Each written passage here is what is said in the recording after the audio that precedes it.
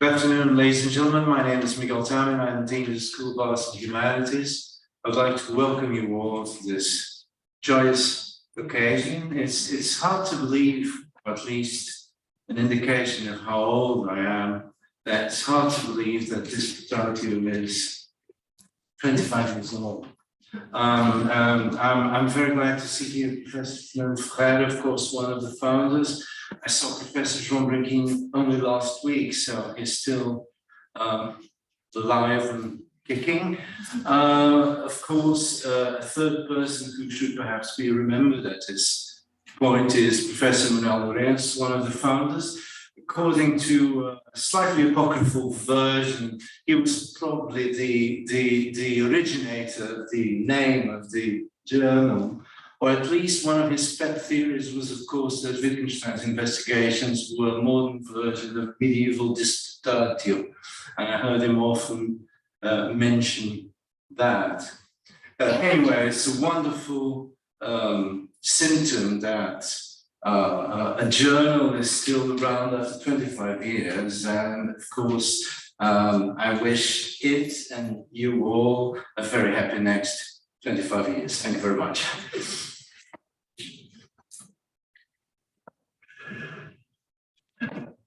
Okay. Good afternoon. My name is Ricardo Santos, co-editor of Disputatio, and one of the organizers of this session, together with Elias Ardini. I wanted to thank you all who came to the session in presence and online. I wanted to thank Professor Timothy Williams for being so willing to participate in this celebration of the 21st birthday of Disputatio. Thank also to Professor Miguel Tamin to his welcome address. Since we are here to celebrate the journal's birthday, I will ask you, please, I know we are all very eager to listen to the talk by Professor Williamson, but please bear with me just a little. I will just make a very brief overview of the certain main steps, the main steps of Disputatio's history, the last 25 years, beginning, of course, with the foundational moment, with the foundation. And for that, I'll show you the front cover of the first issue. This first issue, as you can see, it came out in December 1996. You can see the title and the subtitle. The subtitle was written in Portuguese, and it was already explicit that it was a journal of analytic philosophy. You can also take a look at the contents. There's a note by the editor, then two articles, two papers by Branquinho and Marcosian, the reading note from one of Quine's books, together with Julian, and two reviews. Then a section of news and a list of recent books that came out. You can also see that the publication was by the Portuguese Philosophical Association. Here you can see the group of people that was responsible for the foundation. You'll see it best here. There's the editor, M.S. Lourenço, already mentioned, a set of assistant editors, João Branquinho, Fernando Ferreira, and João Sarva, and the editorial board, James Higginbottom, Christopher Peacock, Timothy Williamson, at the time at Edinburgh, Keith Fine, Paul Orwich, and as managing editor, Desidério Luxo. Here you can see a statement of the aims and scope of the journal. It already is said explicitly that it was aiming to publish articles on all aspects of analytical philosophy. I'm not sure whether it was usual at the time to call it analytical rather than analytic. That changed. It was also, especially those dealing with current issues in philosophy or language, logic, mind recognition, written in either English or Portuguese. And also this sentence saying that articles of an exegetical or historical character will not be published. Then there is this note of by the editor introducing the journal.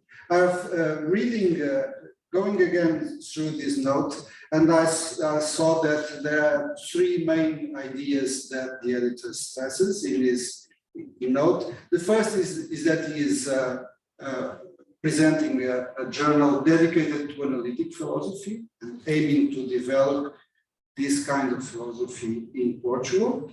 Secondly, it takes a while to justify why he decides to have the journal bilingual in either Portuguese or in English. And he gives some reasons to encourage authors to write in English whenever they can. And the rest of the note is dedicated to explaining to the readers the importance of blind refereeing, which at the time was an important news in the philosophy community, at least in our country. And since we have here with us one of the founders, I will invite him to give his testimony of the kind of ideas that were present at the initial decision of founding the journal. So, Fernando Ferreira.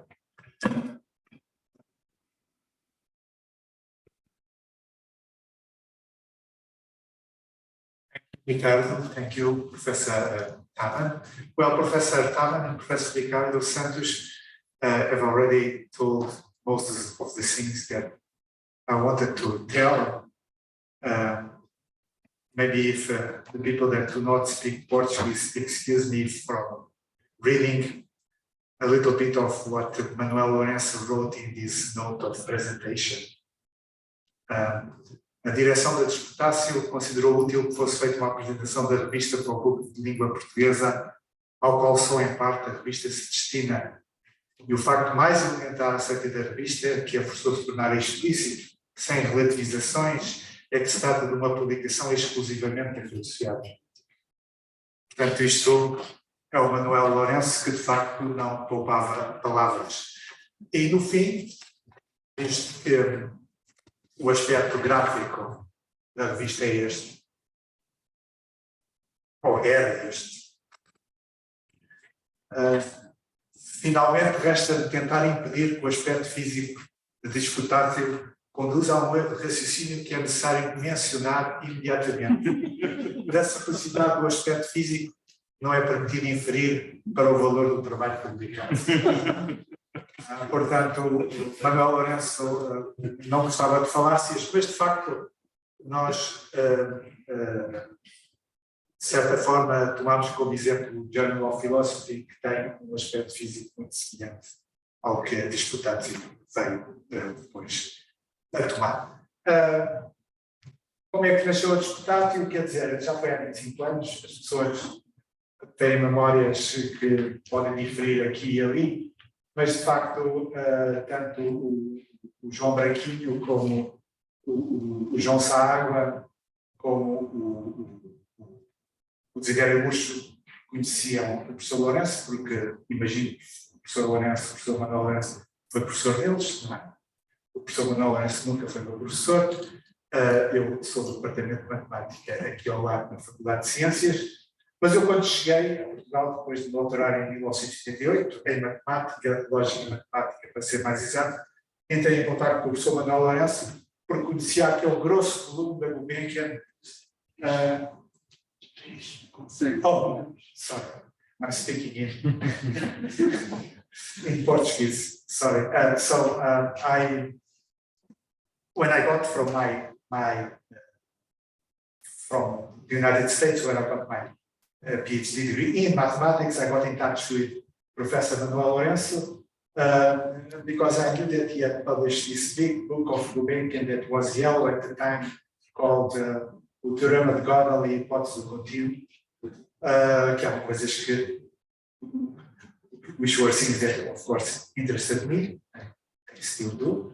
And so I got in touch with him, and basically I met the other people because of Manuel Lourenço, and we met in Sociedade Portuguesa de Filosofia, and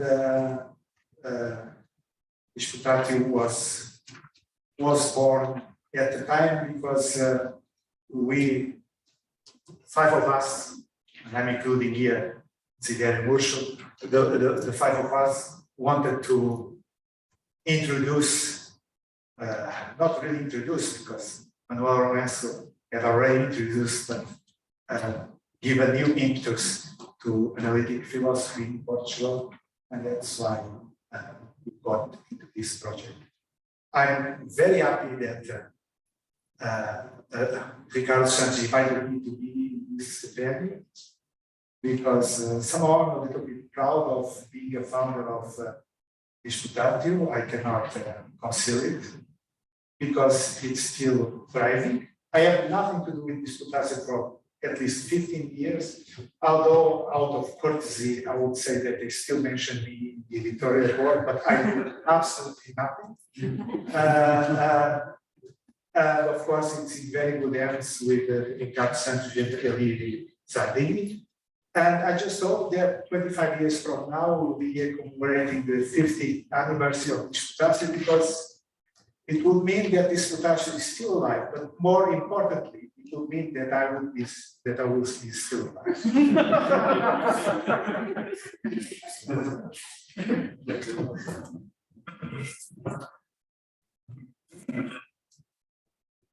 Okay, thank you very much. I will, in this second part, just highlight some of the moments in the subsequent development of the journal. So Disputatio kept this format, this physical appearance, until issue number 16. And then we collected all the issues in this volume that you can see here. During these first years, like in this volume, we can see something like 8 years of the journal. And it was a period of consolidating. One important aspect was the association of the Petrus Spanish lectures. The first lecture was Hilary Putnam, and the text of the lectures was published in the journal. And a change came out with the issue number 17. And the main changes with this issue 17 were that the publisher was changed from the Portuguese Philosophical Association to the Center of Philosophy of the University of Lisbon. Another important change is that officially João Branquinho took office as chief editor, although I suspect that de facto he was already acting as chief editor in the previous years.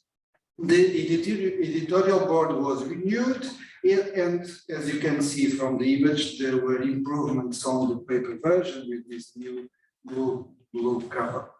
And then the journal went on with, at a certain point, with new editors.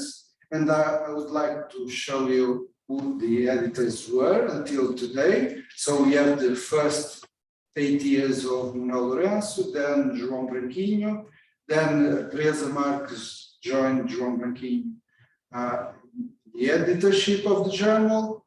Then João left and Célia took over. And from 2017, myself and Elia, we have been in charge of the journal.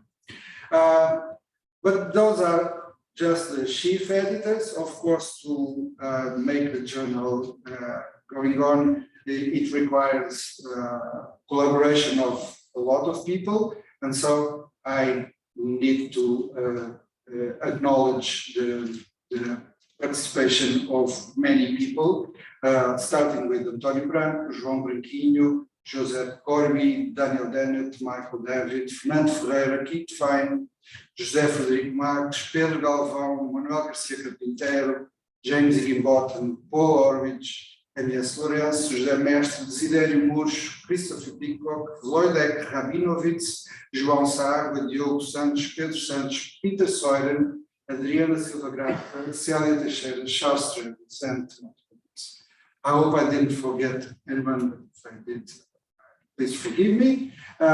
Also, I need to acknowledge all the authors, referees, and readers, of course. They are the heart of the journal, and institutions, Sociedade Portuguesa de Filosofia, to start with, then Centro de Filosofia da Universidade de Lisboa, Faculdade de Letras, FCT, Gradiva, and lately, Volta. So that's for the acknowledgements.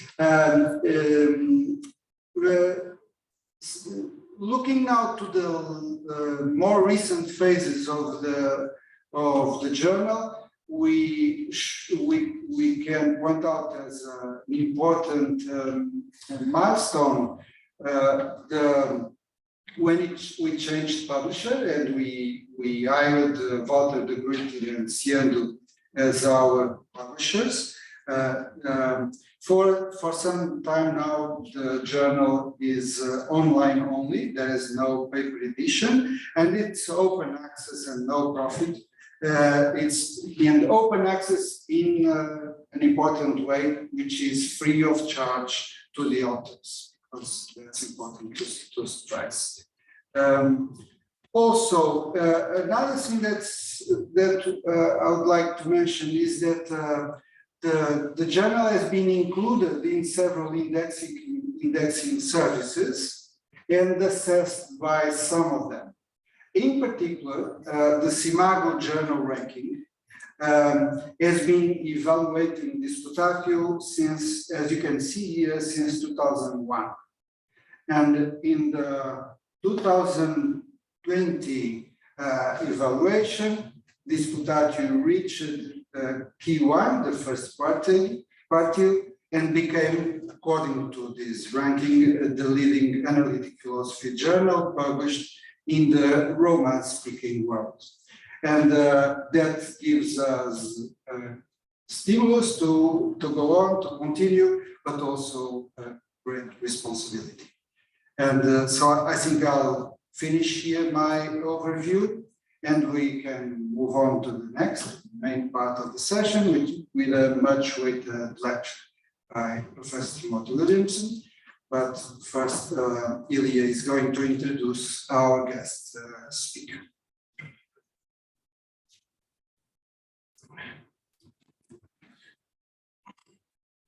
Thank you, Ricardo. So I'll be very brief so that we can have as much time as possible for Tim's lecture. So it's a great pleasure and honor to introduce Professor Tim Williamson. He actually hardly needs an introduction to this audience. He's one of the most original, most profound, most influential analytic philosophers of our time.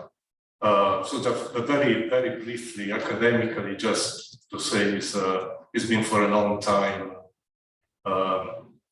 Wickham Professor of Logic, New College at the University of Oxford. I understand more recently he also has a regular visiting professorship at Yale University. He's an extremely prolific writer. He's written, I think, more than 200 articles and an impressive series of books on several subjects. Let me just say something very, very briefly about the philosophy. So Tim is specializes widely in theoretical philosophy, but mostly is written in formal philosophical logic, in epistemology, metaphysics, philosophy of language, but also in perhaps more marginally has made also important contributions in another area like philosophy of mind. And just to state, I mean, this is not the occasion to go into any depth of his thesis, but just to state, perhaps as a personal selection, 3 or 4 such theses, and to state them in a rather bold way to épater bourgeois. So, for example, in his book on vagueness, he's argued that a man can become bold by just losing one single hair. Then he moved on to theory of knowledge, and he defended the thesis that he has absolutely conclusive evidence to rule out there is being fooled by an evil demon. And he's done work in metaphysics, especially metaphysics of modality, and there is argued that he necessarily and eternally exists. And then most recently in his book on conditionals, is defended the view according to which, for example, if contradictions are true, then Aristotle is right. So these are, as I said, I said them very boldly just to catch your attention. But these, of course, are theses that would be regarded by a large part of the philosophical tradition as, to put it mildly, very, very unlikely. But Tim has managed to, what's incredible, is managed to support this thesis with very, very ingenious and thought-provoking argument that have been taken very seriously, even by his most staunch rivals. So much so that he's done that in such a way that it's given rise to, on each of these issues, to lines of investigation that are nowadays, in my consideration, are quite central to in these areas in analytic philosophy. So among many other things, I think all of us analytic philosophers cherish Tim really for his role as a, literally speaking, leading figure in our discipline. And then, without further ado, I give the word to Tim for his lecture.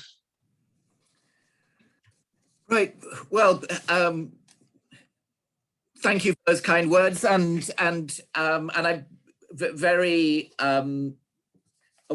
sensitive to the honor of being asked to give this lecture. I'm so sorry that I couldn't be physically present in Lisbon, but thanks to the emergency department at the local hospital in Oxford, I'm fine now, and so I can definitely give this lecture.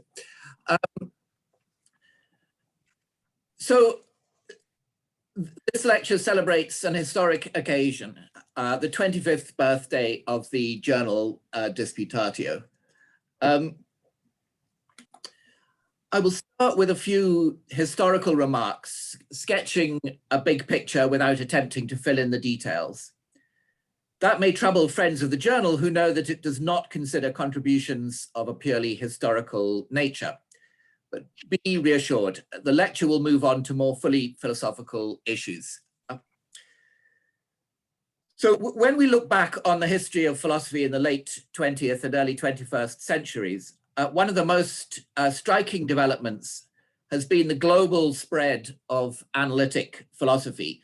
understood not in any narrowly doctrinal or methodological sense, but as a broad, dynamic tradition, always in flux, never homogeneous, yet held together by a complex network of interacting influences. In that way, it is like many other intellectual traditions, flexible enough to be capable of continually renewing itself. Such an understanding of the phrase analytic philosophy best fits the way it is actually applied. In that spirit, Disputatio defines its remit as all aspects of analytical philosophy broadly construed. Indeed, the founding and flourishing of Disputatio is part of the global development just indicated. The journal's title alludes to the institution of Disputatio in medieval universities, debates structured by formal rules, motivated in turn by principles of logic. Like the Petrus Hispanus lecture series at the University of Lisbon, it rightly affirms the underlying connections between analytic philosophy and much older traditions of rigorous philosophy. Nevertheless, the phrase analytic philosophy is most useful when confined to a historically delimited tradition rooted in the late 19th century and associated with the rise of modern logic. Much of the early action was in Central Europe, but the political catastrophes of the mid-20th century largely expunged the tradition from those original homelands, while the consequent flow of refugees spread it elsewhere, above all to the United States. As a result, for decades after 1945, analytic philosophy was almost, but not quite, exclusively confined to the English-speaking world, in the sense of those regions where English is the dominant native language. Of course, such monolingualism was always anomalous. Over my career, I have watched its gradual disappearance with relief. Analytic philosophy is now practiced all over the globe, whatever the native language of the region, for example, Portuguese. But doesn't English remain the dominant language of analytic philosophy? If you want to influence the direction of research on just about any given topic within it, you'd better publish in English. Thus, although Portuguese and English are the two official languages of Disputatio, in practice, almost all its articles are in English. However, the reason why English dominates analytic philosophy is quite different from before. Analytic philosophy is now extensively practiced in non-English speaking countries, but English remains its dominant language for the same reason as it is the international language of science, just as Latin was the European language of learning in the Middle Ages. If you want to make a difference to the direction of research on just about any given topic in natural science, you had better publish in English. Of course, the role of English as the international language of science has to do with the economic, political, and cultural position of the United States in the post-war period, and it gives an unfair head start to native speakers of English. But it does not prevent non-English speaking countries from producing world-class research in natural science. Science benefits enormously from having a universal language of communication, and for the present, English is the only feasible candidate. Similar remarks apply to philosophy, especially when conceived as part of the scientific enterprise, as much analytic philosophy has historically been, not least in the spirit of logical positivism. Some analytic philosophers reject any such scientific conception of philosophy. The most salient example is Wittgenstein, who nevertheless clearly belongs in the analytic tradition by the operative standard of his place in the relevant network of influences. His heirs and others with a more literary conception of philosophical writing may feel more pulled to exploit the full resources of their native language and less to write in the international language of science. Similarly, ordinary language philosophy done in English tends to marginalize non-fluent speakers of English. Even such a scientific subdiscipline as the formal semantics of natural language can work in a similar way when the examples are mainly drawn from English. Although it is well understood that in principle, all natural languages are equally good sources of examples, implementing that attitude in practice is harder. A robust methodology requires sample sentences to be evaluated by several native speakers, not just one, making it much harder to attain a quorum. Still, the philosophy of language has much to gain from a more multilingual approach, since it should help us avoid errors of overgeneralization from special features of English or of any other single language. We can also consider more abstractly the outward spread of an intellectual tradition from an initial base.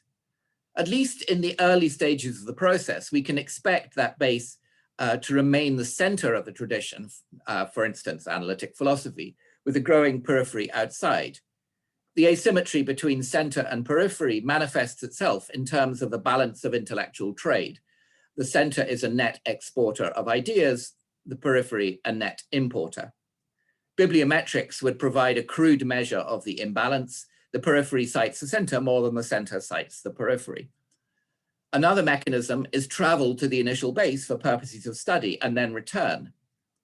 If I may be permitted the vanity of a personal example, João Branquinho, who took the lead in the founding of Disputatio, came to Oxford in 1988 for his doctoral studies and was my first DPhil student there before he returned to be a professor at the University of Lisbon. I must admit, though, that I had very little to teach him about rigor. He already had it in a high degree when he started.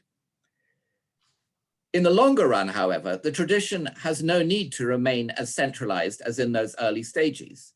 The net balance of trade in ideas may even be reversed. In particular, analytic philosophy since 1945 has become less and less centralized, first through the multiplication of centers within the English-speaking world, and then through the spread of new centers far beyond that world, where each center produces ideas for export. A salient example is, of course, the language, mind, and cognition group, LANCOG, in Lisbon, with which Disputatio is associated. Such a distributed tradition is healthier, for its larger gene pool of ideas makes it more robust. There is less danger of inbreeding.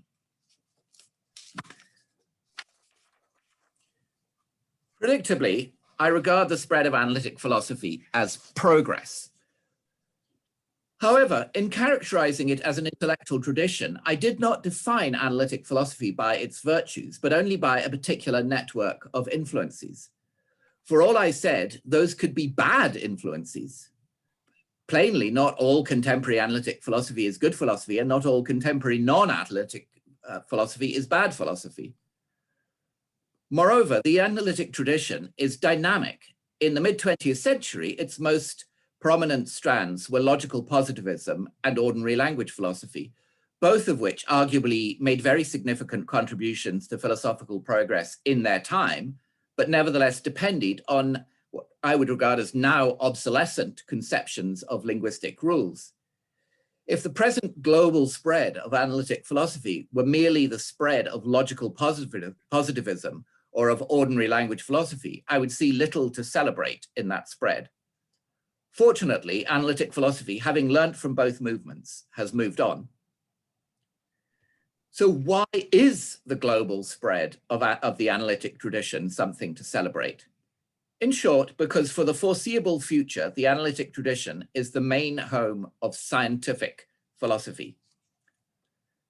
I do not use the term science in the narrow sense of natural science, which involves the use of experimental and observational methods. For instance, mathematics is a science, but not a natural science. I use science in the much broader sense of systematic, critical, evidence-constrained inquiry into how things are on some topic. In that sense, the rigorous study of history, based mainly on written documents, also counts as a science, though not as natural science. Thus, scientific philosophy is philosophy done as a science, but that does not require the assimilation of philosophy to a natural science. Where appropriate, scientific philosophy will use the methods of modern logic and mathematics or those of history. The evidence which constrains it can be anything we know. Where relevant, it includes whatever we know from natural science, but also from logic and mathematics and from history, and whatever else we know by using our usual cognitive faculties. But there's no need on this view for a distinctive class of so-called philosophical intuitions. Scientific philosophy follows the same general abductive standards for theory choice as the rest of science. Since clarity, precision, and rigor tend to serve those standards, scientific philosophy favors those qualities as far as feasible, again, like the rest of science. Of course, any such conception is contentious. Many philosophers regard scientific philosophy in that sense as impossible. Some regard it as undesirable, even if possible. I have defined both the possibility and the desirability, sorry, I've defended both the possibility and the desirability of scientific philosophy elsewhere, and will not repeat that defense here. I'm just putting my cards on the table.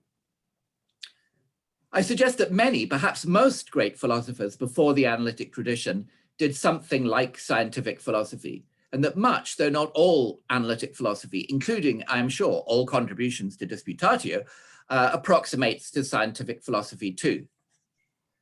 Presumably, most hardline Wittgensteinians will deny that they are doing anything like scientific philosophy, and we can provisionally take them at their word.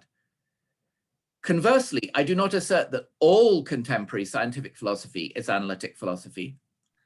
Some textually and philologically meticulous research on the history of philosophy may count as scientific philosophy, given my broad understanding of science, even though it is not involved in the network of influences which constitutes the analytic tradition. However, in my experience, most contemporary research on non-historical philosophical questions with a serious claim to be scientific philosophy does belong to the analytic tradition, and the spread of that tradition represents by far the best hope for the growth of scientific philosophy in the contemporary world. Still, congratulating ourselves on how scientific we are is not the best use of analytic philosophers' time. We do better to think about how we can become more scientific. That is my agenda for the rest of this lecture. I will explain a specific way in which analytic philosophy is not yet scientific enough.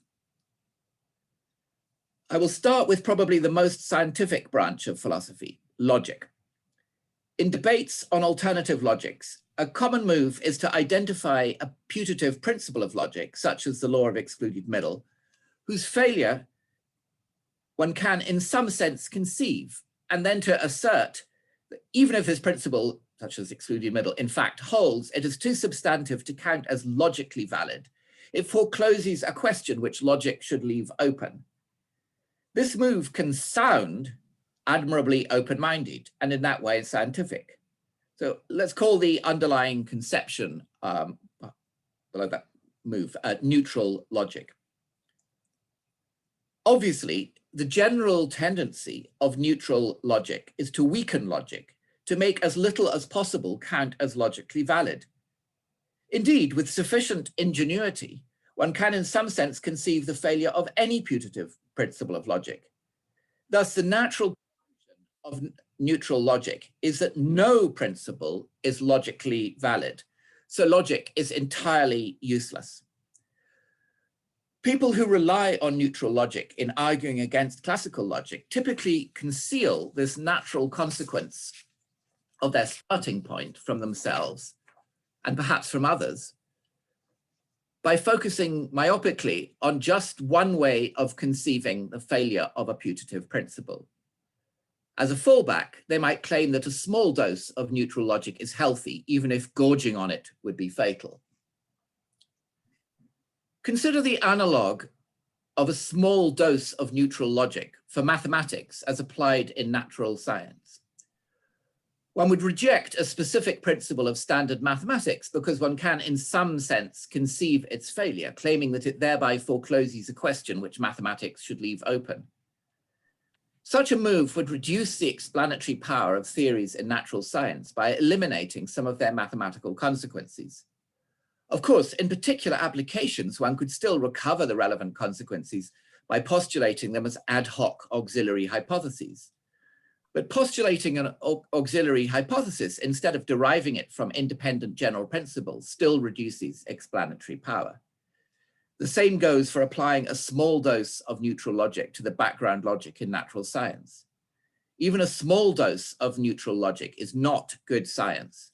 It is a refusal to come to terms with the inherently risky nature of the enterprise of scientific thinking. Logic is not a special case. Similar issues arise for any theoretical framework. There is a trade-off between flexibility and inferential power. The more flexible the framework, the less powerful it is in extracting consequences from hypotheses. Conversely, the more powerful it is in extracting consequences from hypotheses, the less flexible it is. This trade-off is familiar in science. The flexibility of a model can be roughly measured by the number of its degrees of freedom, of adjustable parameters in the model. One might expect that the more degrees of freedom, the better. I mean, isn't freedom a good thing? The more parameters to be adjusted, the greater the model's capacity to handle whatever nature throws at it. But that is not how scientists think. They regard a large number of degrees of freedom as a vice, not a virtue. By adding more and more degrees of freedom, one can fit just about any data, but in a cheap way, which typically brings no insight. The problem with having too many degrees of freedom is not just uninformativeness. It is also insensitivity to error in the data, since the model can accommodate any data, however anomalous. An outlying data point stands out as a large potential error if you restrict yourself to fitting the data with a linear function, which has few degrees of freedom. By contrast, if you allow yourself unlimited degrees of freedom, you can always fit the outlying data point with a polynomial function of sufficiently high degree.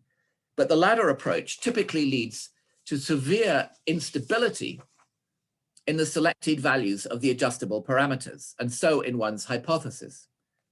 To accommodate new data, you may need a polynomial of even higher degree with quite different parameter values. The process of adjusting the parameters fails to converge. Scientists call that methodological vice overfitting. Too much freedom is bad science. Of course, not all functions in nature are linear. A quantity you're interested in may genuinely be related to another by a polynomial function of higher degree. But you're unlikely to find that function by adding more degrees of freedom whenever you need them for an exact fit with the data. You're far more likely to be sent off on a wild goose chase by excessive respect for data, which contain some inaccuracies. A better methodology is to be very reluctant to add new degrees of freedom, doing it only after potential sources of error in the data have been properly investigated and showed not to explain the evidence just as well. Do these methodological morals apply to analytic philosophy? They should make us think more carefully about the standard method of conjectures and refutations. It is, in effect, the analog for philosophy of a rather naive version of Karl Popper's falsificationism for natural science. The universal generalizations are conjecturally proposed and tested by the search for falsifying instances. If such a counterexample is found, the conjecture is refuted and the cycle begins again with a new conjecture. Whereas counterexamples in natural science come from real life experiments and observation, in philosophy, they often come from thought experiments. The logical basis of falsificationism is the elementary point that even one counterexample is inconsistent with the universal generalization. Epistemologically, however, the situation is more complex. How do we ensure that the supposed falsifying instance is not based on some sort of error? The danger is that we then dismiss a true universal generalization as refuted once and for all and never return to it. One standard precaution in natural science is to require experiments to be repeatable. Thought experiments in philosophy are de facto subject to a similar requirement, since the community will not accept them if other philosophers do not share the original verdict. But repeatability does not suffice against all potential sources of error. For example, suppose that the result of the relevant type of thought experiment depends, experiment in general, the result of the relevant type of experiment depends on a systematic interfering factor of which the scientific community is unaware. The experiment has the same result each time it is repeated, but the interpretation of the result as establishing a falsifying instance of the conjecture at issue depends on neglecting the interference, which happens each time. Sometimes errors are repeatable too. In such cases, even though the experiment is repeatable, simply to take the alleged falsifying instance at face value would lay one open to the charge of overfitting.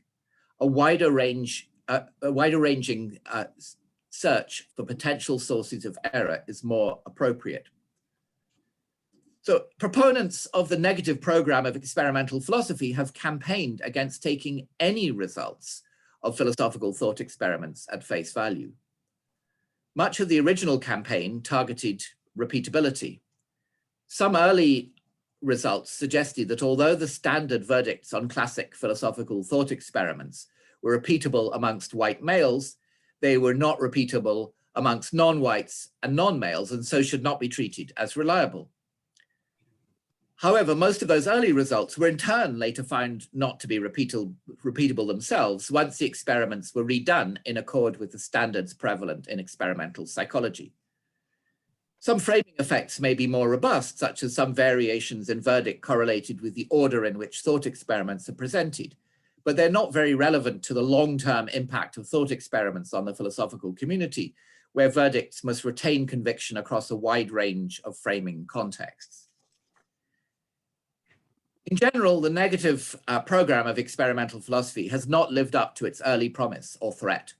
As a program for the reform of philosophical methodology, it always had the central weakness that it offered no credible alternative.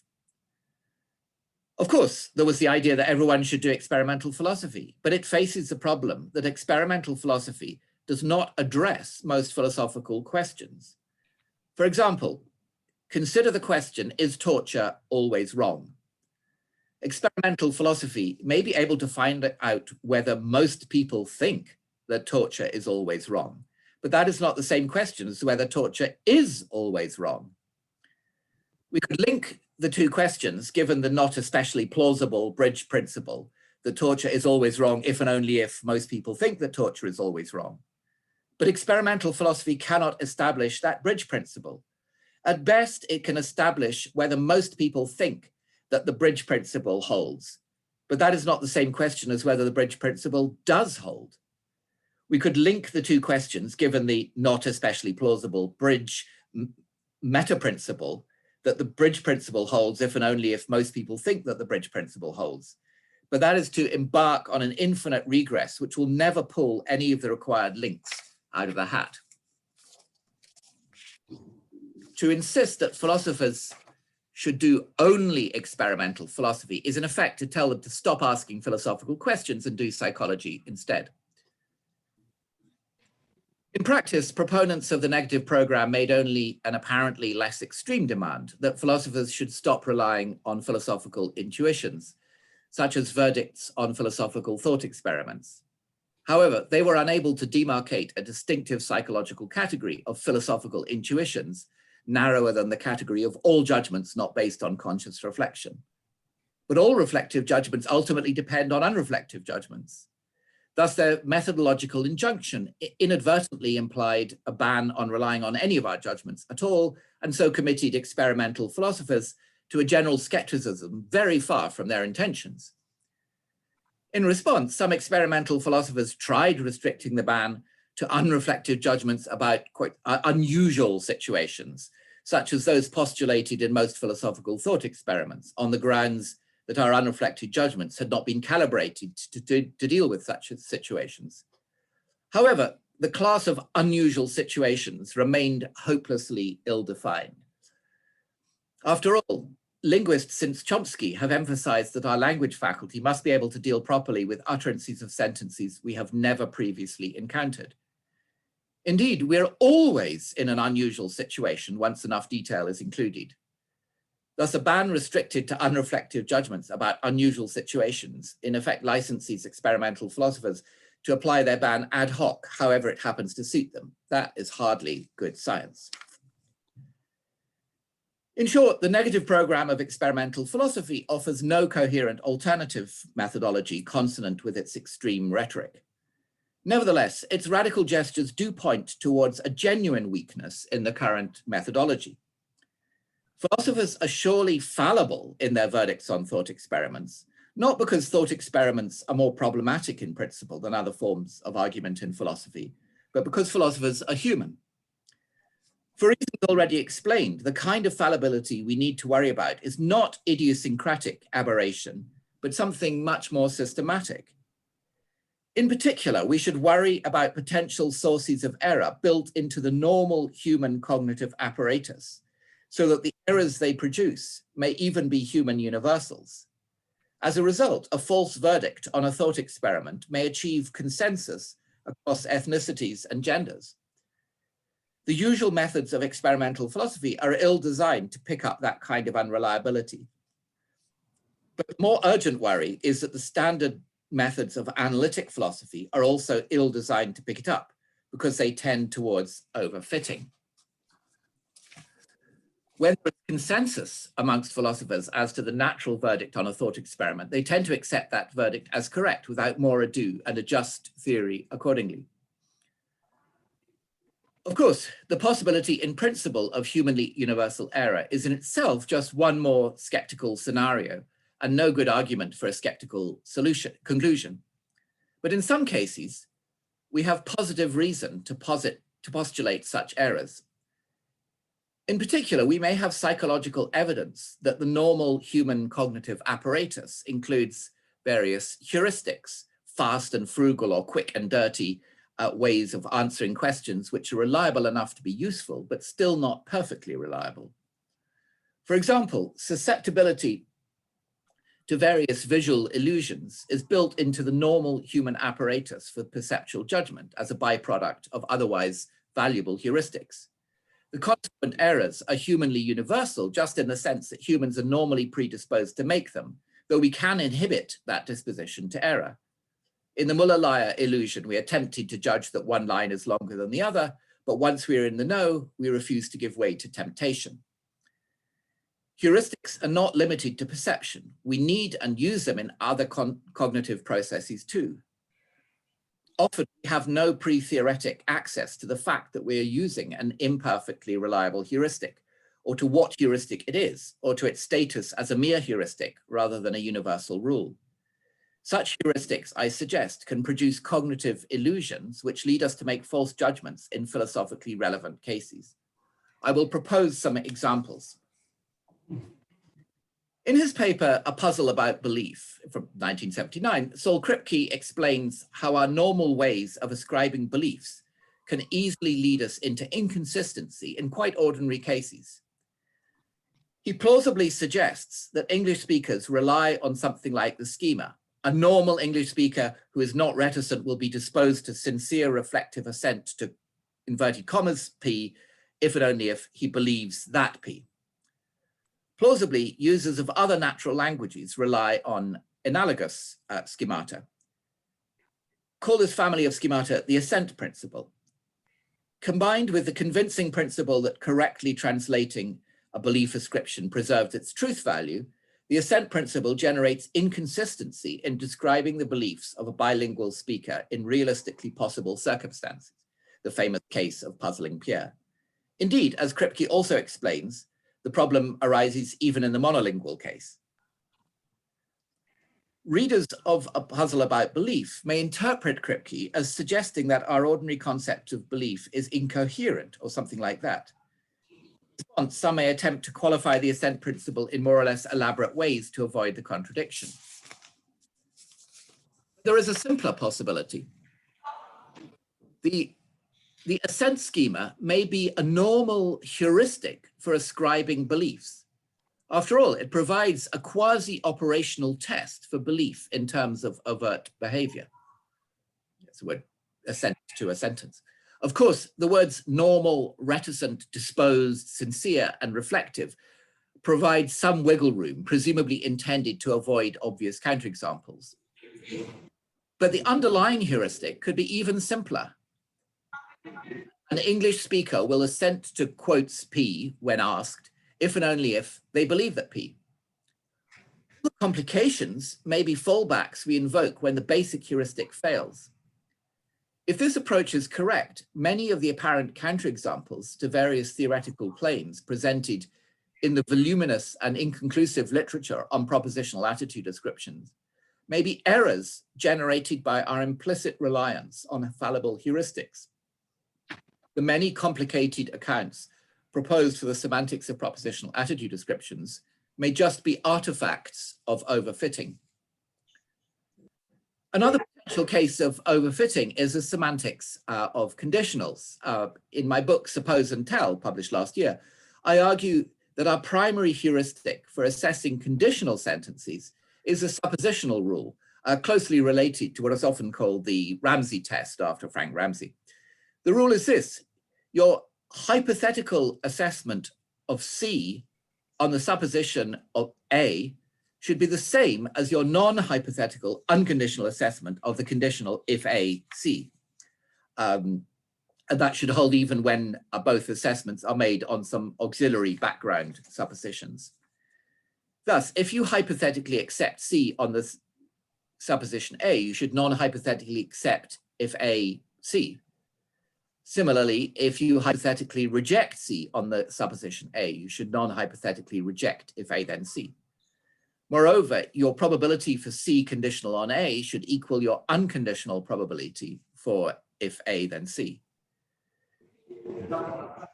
Fits how we naturally assess conditionals by imagining that the antecedent holds and asking ourselves on that supposition whether the consequent holds.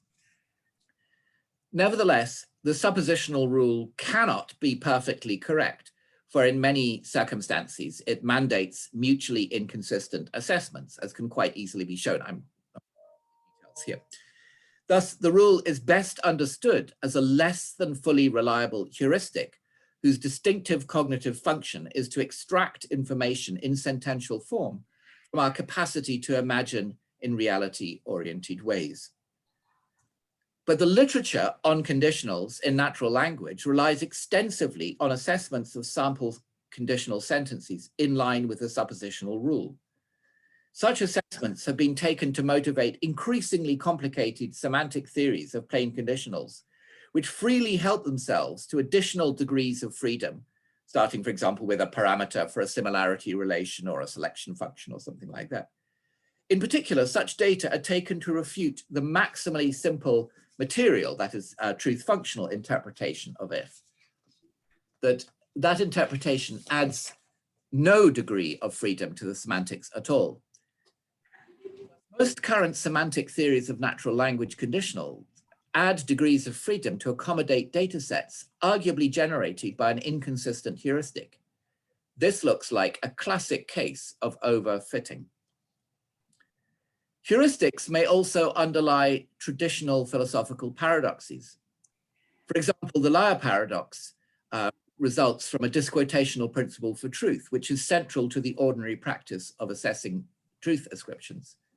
Nevertheless, we might understand the disquotational principle as a heuristic, which is reliable in all normal cases.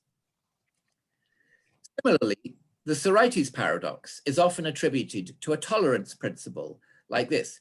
If two arrangements of grains differ only in the presence of one grain, I mean, that's just one grain of difference between them, then one arrangement constitutes a heap, if and only if the other does. On most views of vagueness, such a tolerance principle cannot be perfectly true, but is still almost true. In particular, on an epistemicist view, although it has false instances, almost all its instances are true. Thus, it is a natural candidate for a heuristic. It conveniently economizes on judgment. Once we have determined perceptually whether an arrangement constitutes a heap, the tolerance principle permits us to continue relying on the resulting classification under slight variations of the arrangements without wasting time on a new perceptual determination. After all, the arrangement we're concerned with might no longer be in sight. So if the liar and Heuristics paradoxes depend on erroneously treating handy heuristics as would-be universal semantic requirements, strategies of invoking non-classical logic or non-bivalent semantics, in effect, helping oneself to more degrees of freedom, look like massive overreactions, yet more cases of overfitting. In the final part of this lecture, I will discuss in more detail another potential case of overfitting. First, the background. One major change in analytic philosophy is now often labeled the possible worlds revolution or the intentional revolution, intentional with an S. It is especially associated with the work of Saul Kripke, Robert Stolmaker, and David Lewis, though its antecedents can be traced further back in the history of modal and tense logic. In the 1960s and early 1970s, the main ideas of possible world semantics for modal logic became an important part of the intellectual toolkit of a younger generation of analytic philosophers to be used wherever they might help. The semantic framework was intentional rather than extensional because it treated modal operators as operating on the intention of a sentence, its profile of truth values across worlds rather than on its extension, its truth value at the actual world. Such frameworks also became standard in formal semantics as a branch of linguistics. Intentionalists regarded extensional distinctions as typically too coarse-grained to do the required work. But then from the 1980s on, a new wave of analytic metaphysicians started regarding intentional distinctions as themselves too coarse-grained to do the required work. An early example was the complaint against using the modal idea of supervenience to capture the relation between mental properties and physical properties, the principle that no possible mental difference without a possible physical difference. That since supervenience is not an asymmetric relation, it does not capture the asymmetric way in which physical properties are supposed to determine mental properties. A turning point was Kit Fine's seminal critique in the early 1990s of Kripke's modal rehabilitation of essential properties as necessary properties of an individual, which had been taken as one of the explanatory successes of the intentional revolution. Increasingly, metaphysicians started to hold that intentionality is not where the action is in metaphysics, that it is instead with something more fine-grained, such as determination, grounding, fundamentality, or whatever. People now talk of the hyperintentional revolution as having superseded the intentional revolution. Methodologically, a key feature of the hyperintentional revolution is that it is driven by examples, especially by apparent counterexamples to intentional principles.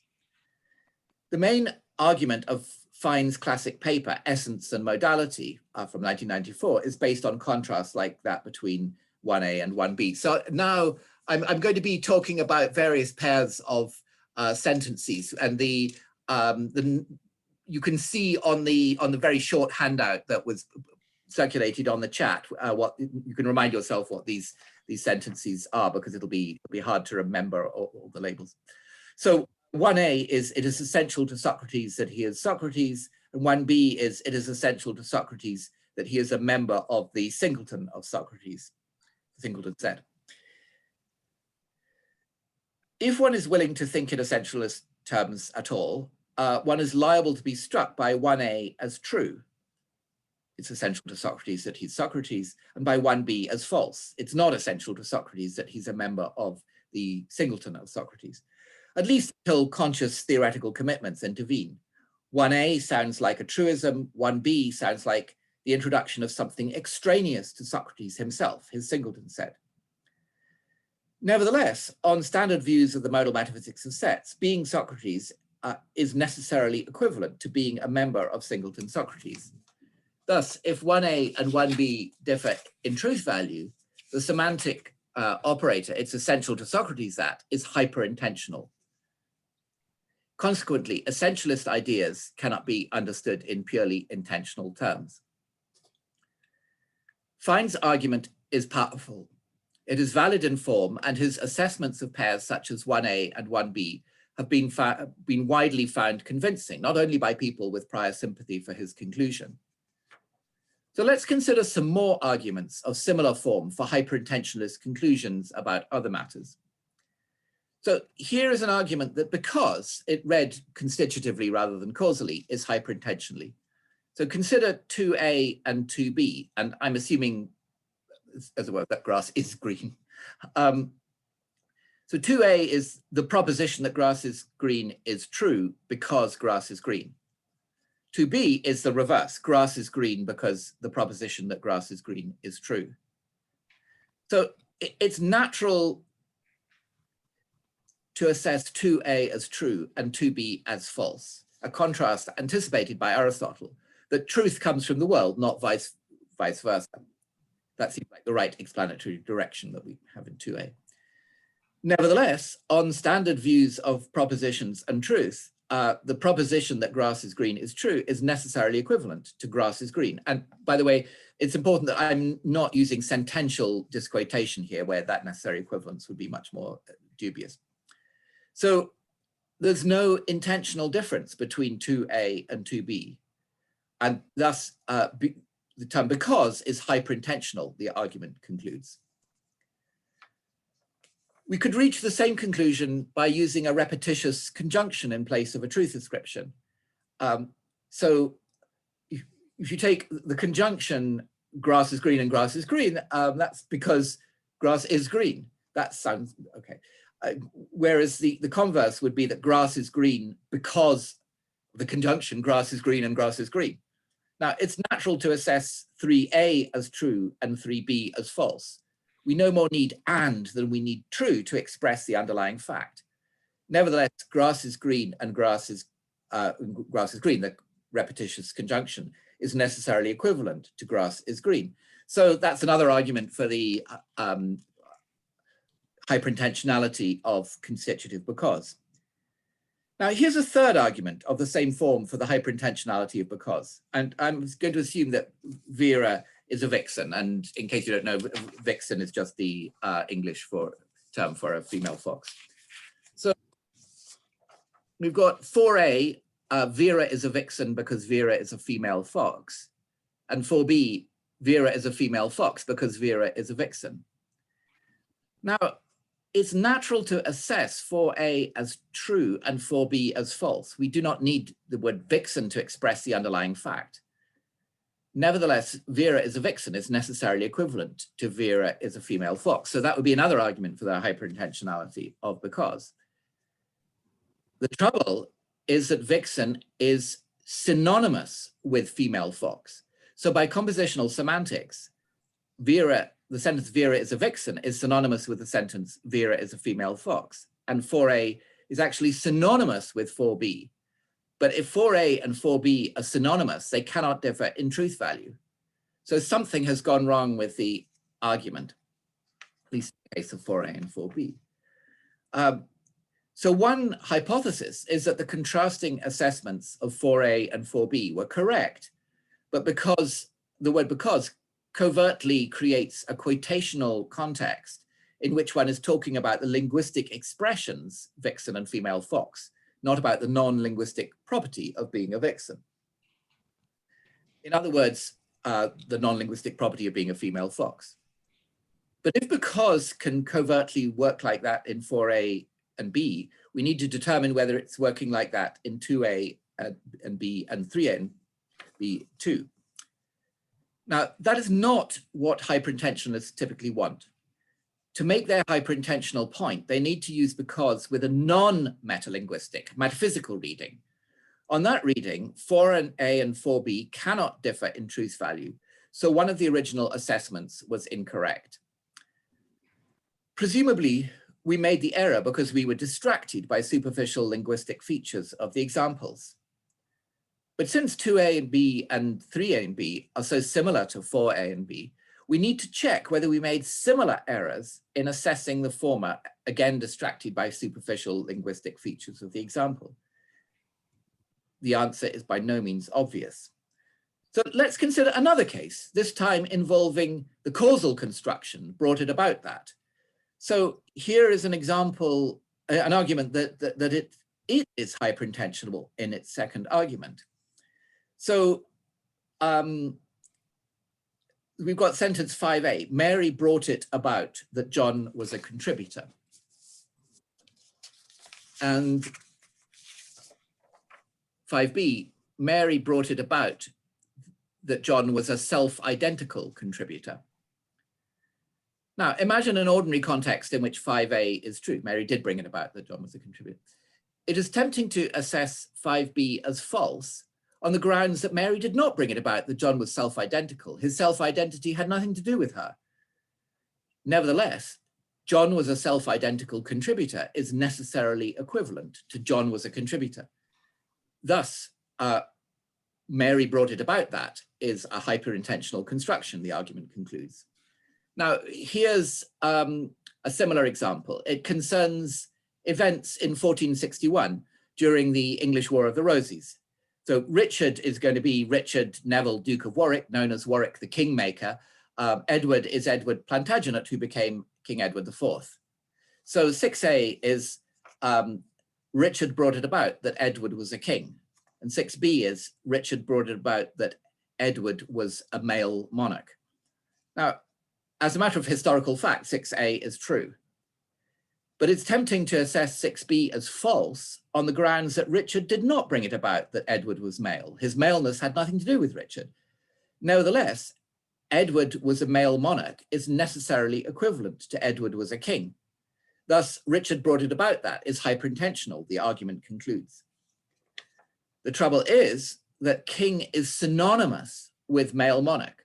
So by compositional semantics, Edward was a king is synonymous with Edward was a male monarch, and 6a is synonymous with 6b. Thus 6a and 6b cannot differ in truth value on the non-metalinguistic readings we're interested in. Since 6a is a well-known historical truth, 6b is true too. Thus, although Richard did not bring it about that Edward was male, it does not follow that he did not bring it about that Edward was a male king. But that has implications for our assessment of 5b too. Although Mary did not bring it about that John was self-identical, that does not show that she did not bring it about that he was a self-identical contributor. So what went wrong when we first assessed 6b? Remember that Richard brought about that Edward was a male monarch. In the example, brought it about is used in a robustly causal sense. A covertly quotational reading is not plausible. More likely, the explicit inclusion of the otherwise redundant word male somehow misled us into envisaging Richard's having brought it about that Edward was male as an extra condition for the truth of 6b. Similarly, perhaps, the explicit inclusion of the otherwise redundant phrase self-identical somehow misled us into envisaging Mary's having brought it about that John was self-identical as an extra condition for the truth of 5b. In such ways, superficial linguistic features can easily deceive us into accepting unsound arguments for hyperintentionality. Something like this may be happening with 2a, B, 3a and B, and 4a and B. In particular, suppose plausibly that we tend to assess the truth value of statements of the form y because x by assessing the helpfulness of the corresponding putative explanations of the form x, so y. Thus, the statements 2, 3, and 4 correspond to the constitutive explanations with the letters starred. So corresponding to 2a, we've got the explanation grass is green. So the proposition that grass is green is true, which that seems like a good explanation. 2b star, it would, that's what 2b would correspond to. The proposition would correspond to the explanation that the proposition that grass is green is true. So grass is green. That looks pretty bad. 3a star, which corresponds to 3a, is the explanation grass is green. So grass is green and grass is green. I mean, that's a reasonable explanation for the conjunction. But what corresponds to 3b would be 3b star, that grass is green and grass is green, that so grass is green. That seems a ludicrous explanation of grass is green.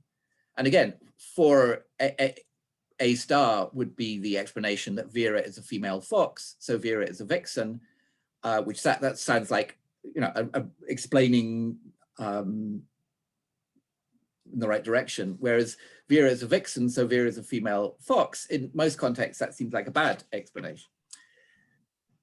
So the 2a, 3a, and 4a star explanations look better than the corresponding B versions. In both 2a star and 3a star, the direction of explanation is from the simpler and more elementary to the more complex and less elementary, which, other things being equal, is the cognitively helpful direction, and so the right one. By contrast, in 2B star and 3B star, the direction of explanation is the opposite, which, other things being equal, is the cognitively unhelpful direction, and so the wrong one.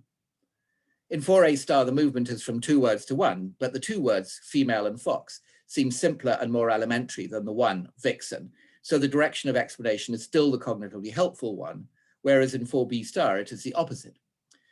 Thus, the helpfulness of the explanations that I've just been talking about predicts the perceived truth value of the corresponding because statements in 2, 3, and 4. The crucial point is this: the helpfulness of a putative explanation is sensitive to its superficial linguistic form. For explanations are meant to provide understanding. How far they do so depends partly on their superficial linguistic features. In particular, perspicuity is an explanatory virtue, but one can make an explanation less perspicuous by superficial linguistic changes, such as randomly substituting synonyms for synonyms in some but not all occurrences, or altering the order of exposition in confusing ways. Thus, the helpfulness of explanations will be sensitive to such superficial linguistic features. But if our assessments of the truth value of because statements derive from how helpful we find the corresponding putative explanations, those assessments of truth value will also be sensitive to superficial linguistic features. Such sensitivity can be built into the truth conditions of because statements only by giving them metalinguistic meanings, which for present purposes are irrelevant. Thus, as a guide to the truth value of because statements, read non-metalinguistically, the helpfulness of the corresponding explanations is at best an imperfectly reliable heuristic. Similar considerations may help to clarify what is going on with 5 and 6. When we assess statements of the form S brought it about that Y, we may be envisaging a putative causal explanation of Y in which S plays a central active role. When extra conjuncts are added to Y, we expect the causal explanation to include a causal explanation of them too. Otherwise, why bother to make them explicit? Still with S in a central active role on pain of inadequacy. For extra conjuncts such as John was self-identical and Edward was male, we realize that no such explanation can be included, and so are disappointed in the envisaged overall explanation, with negative effects on our assessment of the truth value of the statement S brought it about that Y. Explanatory considerations may also be at work in Fine's original example 1. For we may expect something's essence to be fundamental to explanations of its other properties, perhaps when combined with auxiliary hypotheses. We expect the name Socrates to figure in good explanations of his non-essential properties. We do not expect the description, a member of singleton Socrates, to figure in such explanations where it would normally introduce irrelevant complications. Thus, if we are using explanatory considerations as a heuristic for essentiality, that might well incline us to attribute opposite truth values to 1A and 1B. But explanatory considerations are sensitive to superficial linguistic features and so are at best a fallible guide to the underlying metaphysics. Consequently, even if one premise of Fine's argument is false, it could easily strike us as true. Or if one is true, it could easily strike us as false. The hyperintentionalist revolution is typically motivated by alleged counterexamples to intentionalism like 1 to 6, uncritically taken at face value. Such a basis is taken to justify adding multiple degrees of freedom in hyperintentionalist theorizing. The most egregious case is impossible world semantics, where a world is any set of object language sentences, however inconsistent or incomplete. With, of course, consistent and complete sets will count as these worlds too. The sentences true at such a world are all and only its members. In selecting a model, one must choose not only which possible worlds to include, but also which impossible worlds. By contrast with possible world semantics, determining which atomic formulas are true at a world in no way constrains which truth functions of those formulas are true at the world. The modeler has complete freedom to decide. Indeed, this kind of impossible world semantics abandons the constraint central to most formal semantics of semantic compositionality. For the semantic profile of a complex sentence in a model is not determined by the semantic profiles of its constituent expressions in the model and the way they're put together. For example, two formulas x1 and x2 may be true at the same worlds as each other in a given model, even though their negations, not x1 and not x2, are true at different worlds in the model. Similarly, the conjunctions x1 and y and x2 and y may also be true at different worlds in the model. From a scientific modeling perspective, this looks paradigmatically like too many degrees of freedom. Other forms of hyperintentionalist semantics are less profligate in adding degrees of freedom. For example, some hyperintentionalists, such as Fine himself, use forms of truth-maker semantics, which respect the constraint of semantic compositionality. Nevertheless, they still multiply degrees of freedom. First, the model associates each atomic sentence with a set of truth makers, a subset of the overall set of states in the model. These truth makers are not intended to do the modal work of possible worlds, so they add degrees of freedom, not compensated by any subtraction of degrees of freedom associated with possible worlds, since the latter are in effect still needed. Second, even when the admissible sets of truth makers are subject to structural constraints, such as closure under a fusion operation associated with the model, in a typical model, there are still many more admissible sets of truth makers to choose between for a given atomic sentence than the two standard truth values. Third, since there seems to be no way to determine the truth makers for not x in terms of the truth makers for x, the semantics typically has a model assign each sentence false makers as well as truth makers, so the truth makers of not x can be the false makers of x and vice versa. That satisfies the letter of semantic compositionality, if not its spirit. However, since the set of false makers is independent of the set of truth makers, this effectively doubles the number of degrees of freedom associated with the choice of a set of truth makers for a given atomic sentence. Thus, even truth maker semantics vastly increases a model's degrees of freedom. This is entirely typical of hyperintentional semantics. In short, the self-proclaimed hyperintentional revolution involves multiplying degrees of freedom in order to explain data, which may well be unreliable.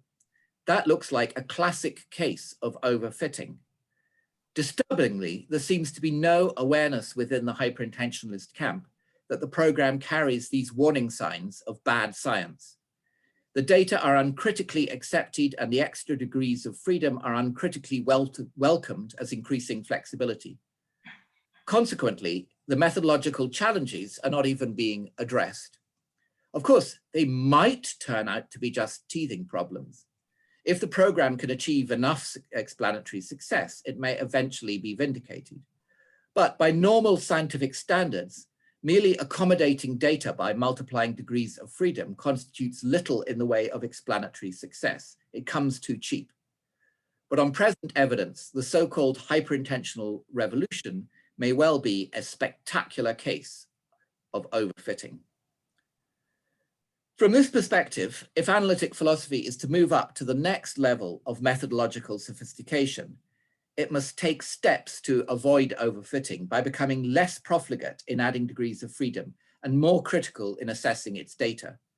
For that purpose, talk of philosophical intuitions is worthless.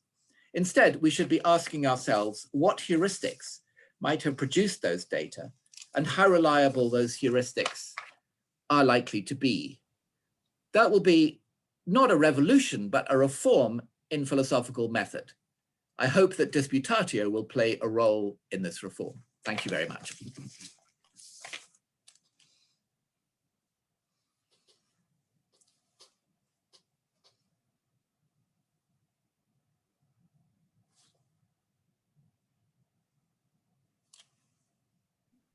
Thank you very much, Tim. So we now have time for questions. And we'll proceed like this. So people in the room who want to ask a question, please raise your hand. And the people who are attending online, if you want to ask a question, I would like to ask you to just type question into the chat, please.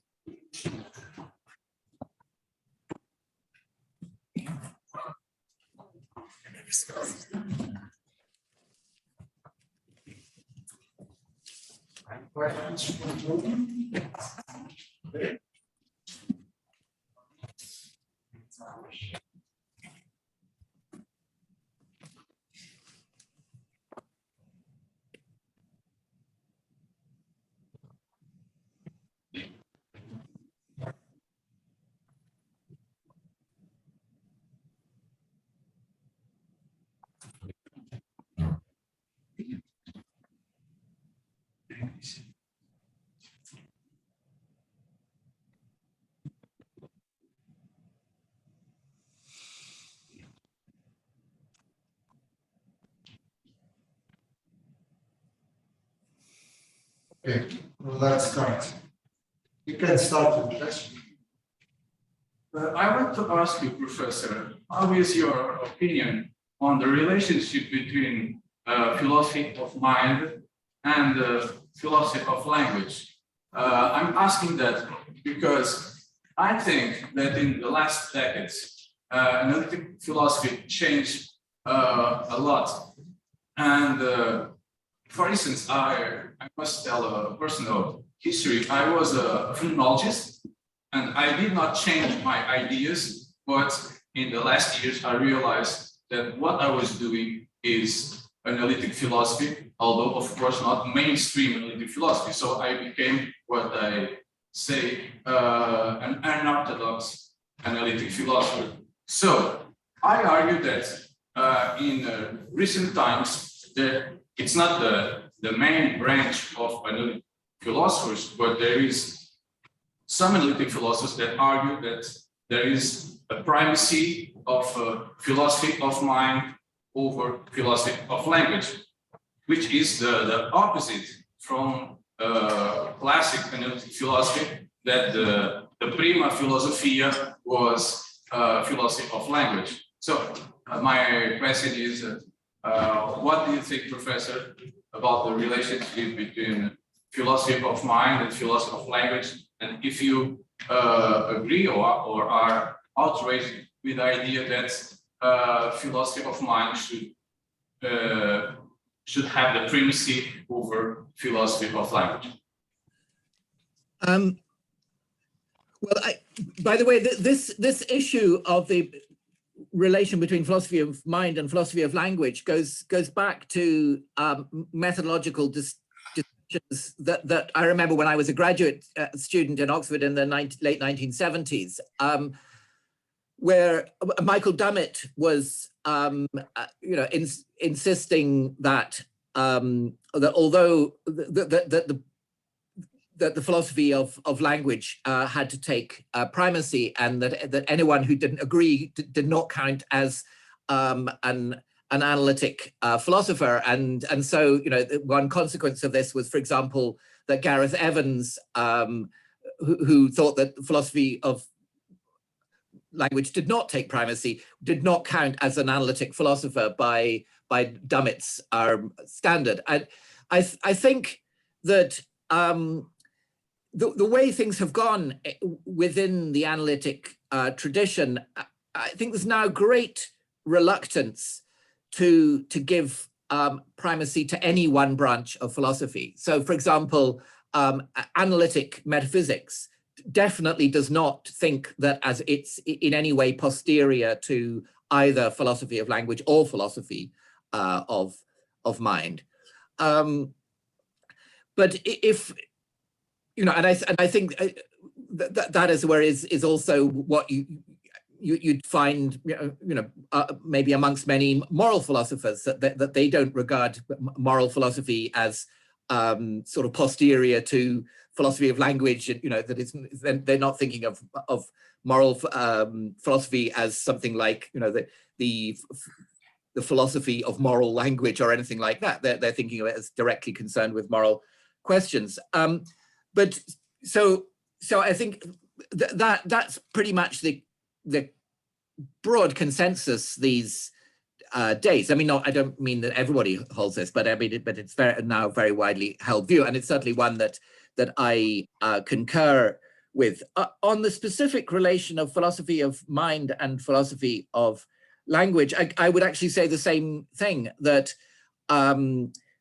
neither of them has primacy over the other. That one can, for example, study semantics by studying language, and that you don't need some kind of full-blown philosophy of mind to do that. And equally, the philosophy of mind is not posterior to the philosophy of language. When we're doing the philosophy of mind, we really are concerned with the mind and not simply with the language that we use to talk about mental matters.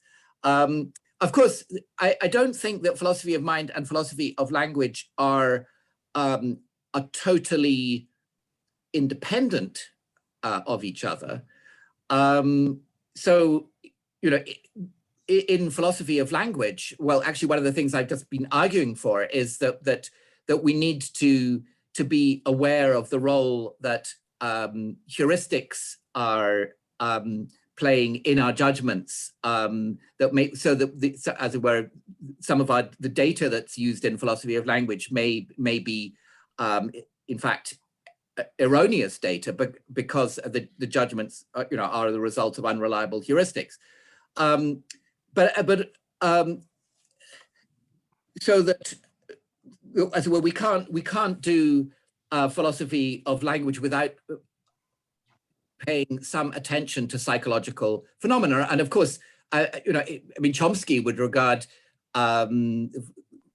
linguistics as a sort of branch of cognitive psychology. I mean, that seems to me rather extreme. But I think equally, in philosophy of mind, we can't just do it in a way that's completely independent of philosophy of language. I mean, one example that I would give is, in debates on consciousness and qualia, people often rely on this wretched phrase, what it's like, to try to convey what consciousness is, that consciousness is what its likeness or something, and they say things about about that which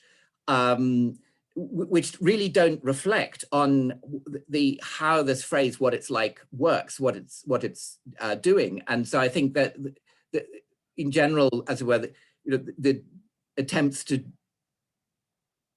philosophize about consciousness are often a bit naive because of their kind of uncritical use of the language that they make. And another example I would give is that, in my work with Jason Stanley on knowing how, I mean, knowing how is a topic that obviously has important repercussions in philosophy of mind. And, a lot of the literature on philosophy of, on knowing how was very naive because it didn't think about the actual meaning of what we're saying when we're talking about knowing how to do something. So I think there are, as unsurprisingly, there are all sorts of ways in which philosophy of language and philosophy of mind can inform each other, but I don't regard either of them as methodologically prior to the other. Thank you. Okay, next is Sally. Hi, Tim. Thank you very much. A really thought-provoking talk. I have to confess, I'm a friend of philosophical intuitions, and I was wondering whether they are as worthless as you claim them to be. And here, it seems to me that at least they might have this job to do, which seems to be more important than maybe you want to admit. Or consider, namely the job of telling what we want to explain. So there's the intuition that there's such a thing as moral truths, that it is morally wrong to torture people for pleasure. So it's at least intuitions given the kickstart of the debate. We might have to deny that is the case, but without that first intuition, there is no philosophical debate in some cases. So at least it might not be a big role, but it seems to have some sort of role in the in the philosophical investigations, as it were, in the philosophical inquiry. Yeah. So let me explain. What I'm really against is the category of philosophical intuitions. I think it's a very, very misleading category. I mean, there are plenty of things that get called philosophical intuitions, which I'm not hostile to at all. I mean, so with something like the judgment that torturing children for fun is wrong, that seems to me an expression of moral knowledge that normal people have. And so but I don't think that calling it I mean, in a way, I don't think it's even terribly philosophical. I mean, it's just a moral judgment, but I mean, not all moral, I mean, it's of moderate generality. But I don't think things get to be sort of philosophical just because they're moral. And calling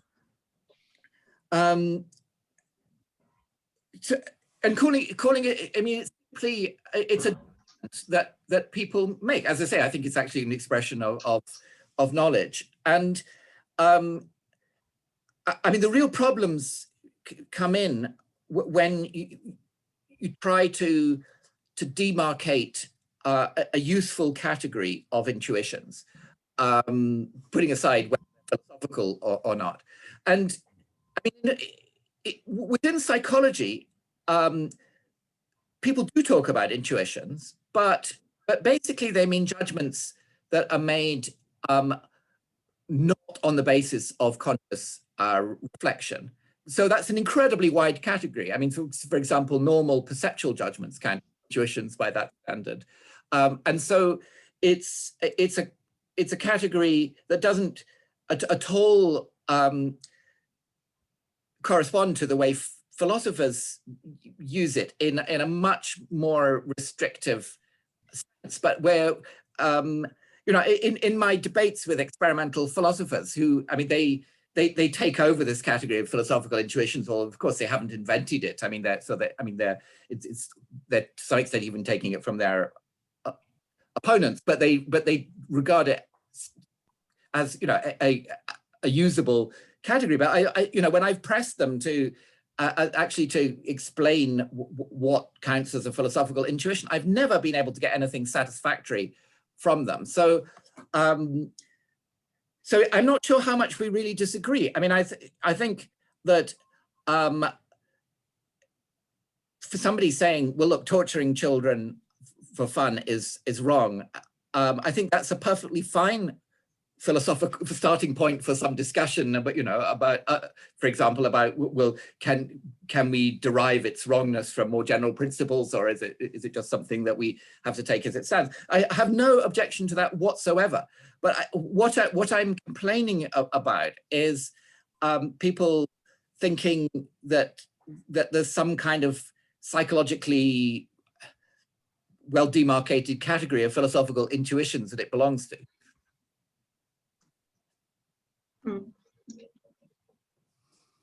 Thank you. Let's move on. Next is Mona. Yeah, thanks a lot for the lovely talk, Tim. I totally agree. So this is going to be a devil's advocate type of question. I'm wondering if the champion of hyperintentionality can come back and say, well, I'm thinking that what I'm doing is illegitimate only insofar, indeed, we can have a satisfactory error theory that explains what's going on in our assessment of these pairs of sentences. And in a way, that's what you've given us. You've given us an epistemic error theory. You're basically telling us that explanations, how good an explanation is notably a matter of how much it enhances our understanding. So we shouldn't be very surprised that this phenomena appears in these pairs of sentences. But if it is an epistemic phenomenon, it should depend on the previous knowledge of the assessor, right? So how much something enhances my understanding or not depends on what I already know. So if that's the case, one should expect that we see variation between different people with different conceptual repertoires in their assessment of the sentences, because there are going to be differences in how much these explanations enhance their understanding. But your objector might continue, we don't see this. We see a uniform such evaluation. So I was wondering what you thought about that. Yeah. Well, so I think if you think about the kind of explanations I was talking about, I think what we quite naturally do is, as it were, to do a little bit of imaginative projection. So of course, we've known for a long time that the proposition that grass is green is true. So we don't, it's not as though we're very excited at at getting that or even an explanation of it. But I think we're thinking, if you like, in pedagogical mode. So we're thinking, if we had to explain to somebody why the proposition that grass is green is true, the right starting point would be that grass is green, and so I think we're thinking about the cognitive needs of someone who's, as it were, asking for an explanation of the explanandum, and thinking what would be helpful to them. And of course, a lot of us have had thousands of hours of experience of doing that with children.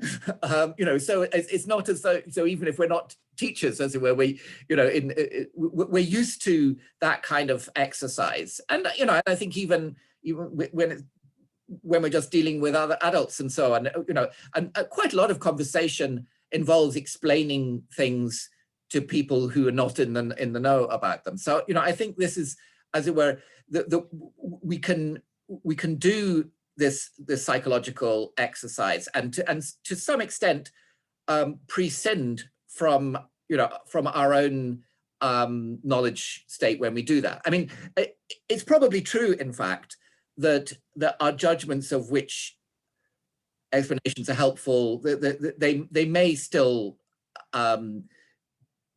be influenced by our knowledge state in subtler cases and and more complicated cases. But I think in the fairly simple cases that I was talking about, I think we're actually able to step back and it's worth imagine what would be in principle helpful to somebody in a less enlightened state. Thanks. Next question is Krishna.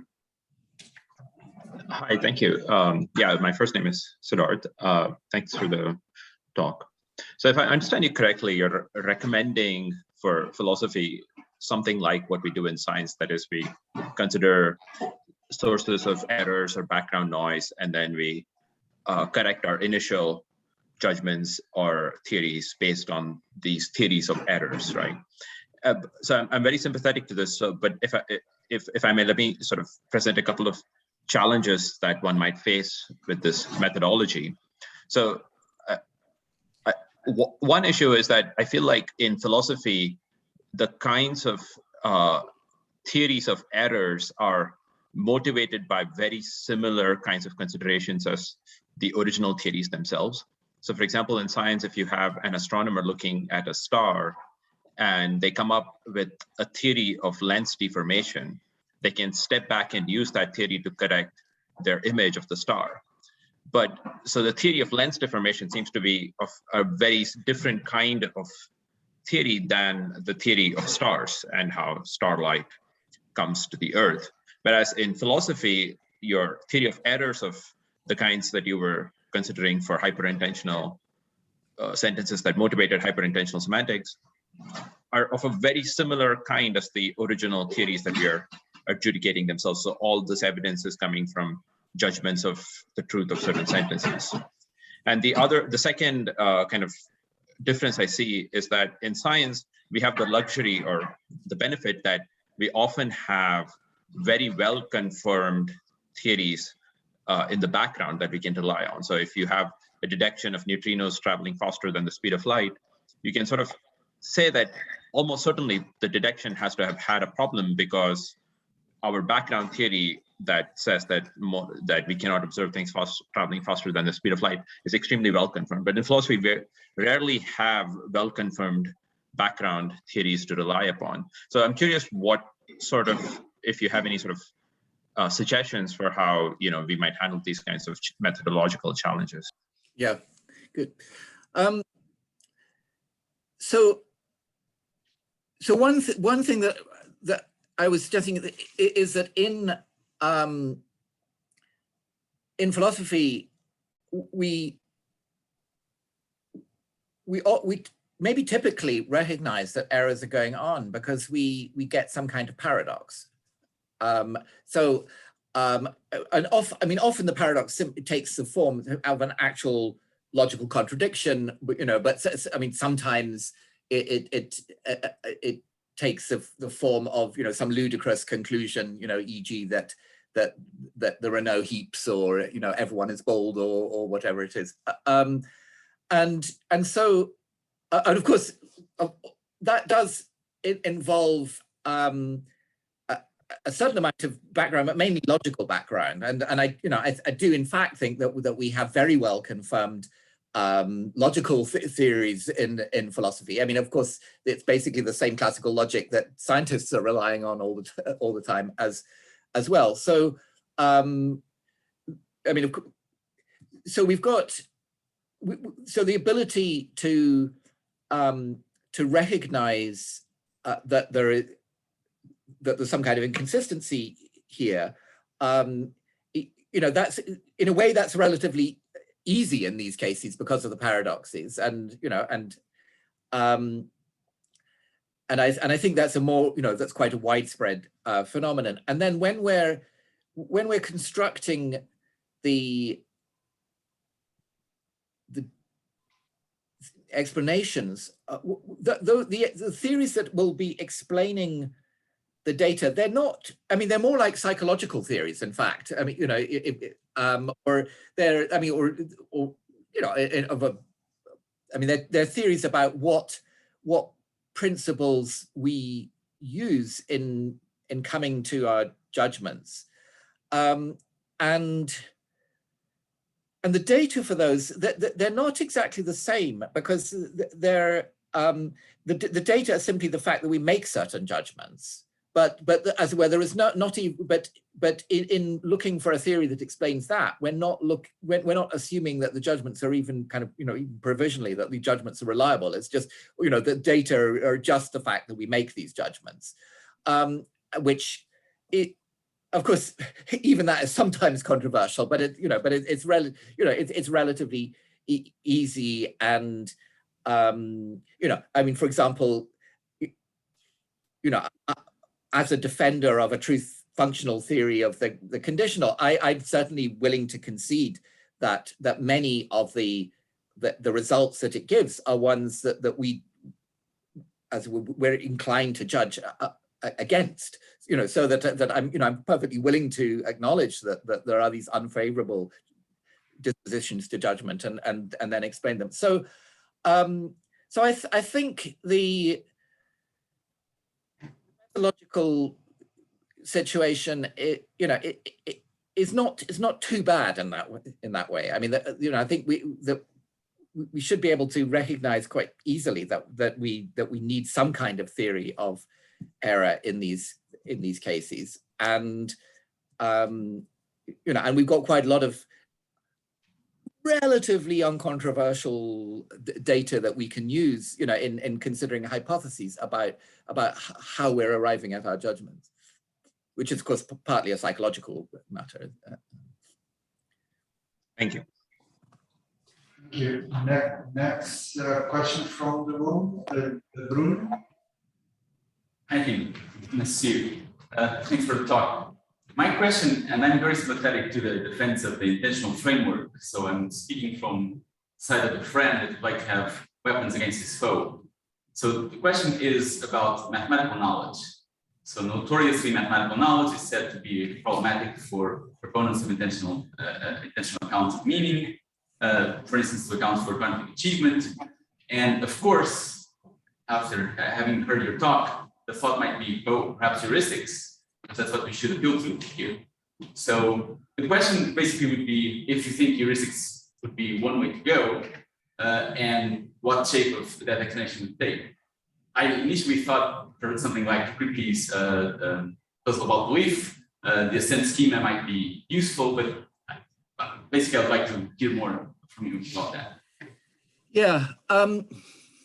So of course, I mean, the problem is that, you know, if one takes the intentional view, then all mathematical truths, you know, are the same proposition, and you know, and so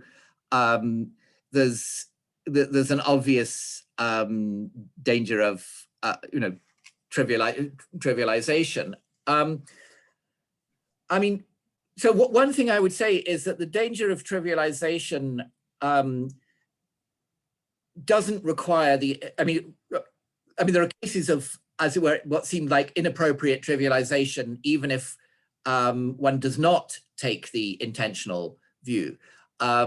So for example, you know, even in cases of synonymy, I mean, an example that I like to use a lot, but which actually comes from the same paper of Kripke's, is the one, the example of the words furze and gorse, which are two natural kind terms for in English for the very same natural kind. It's a sort of shrub but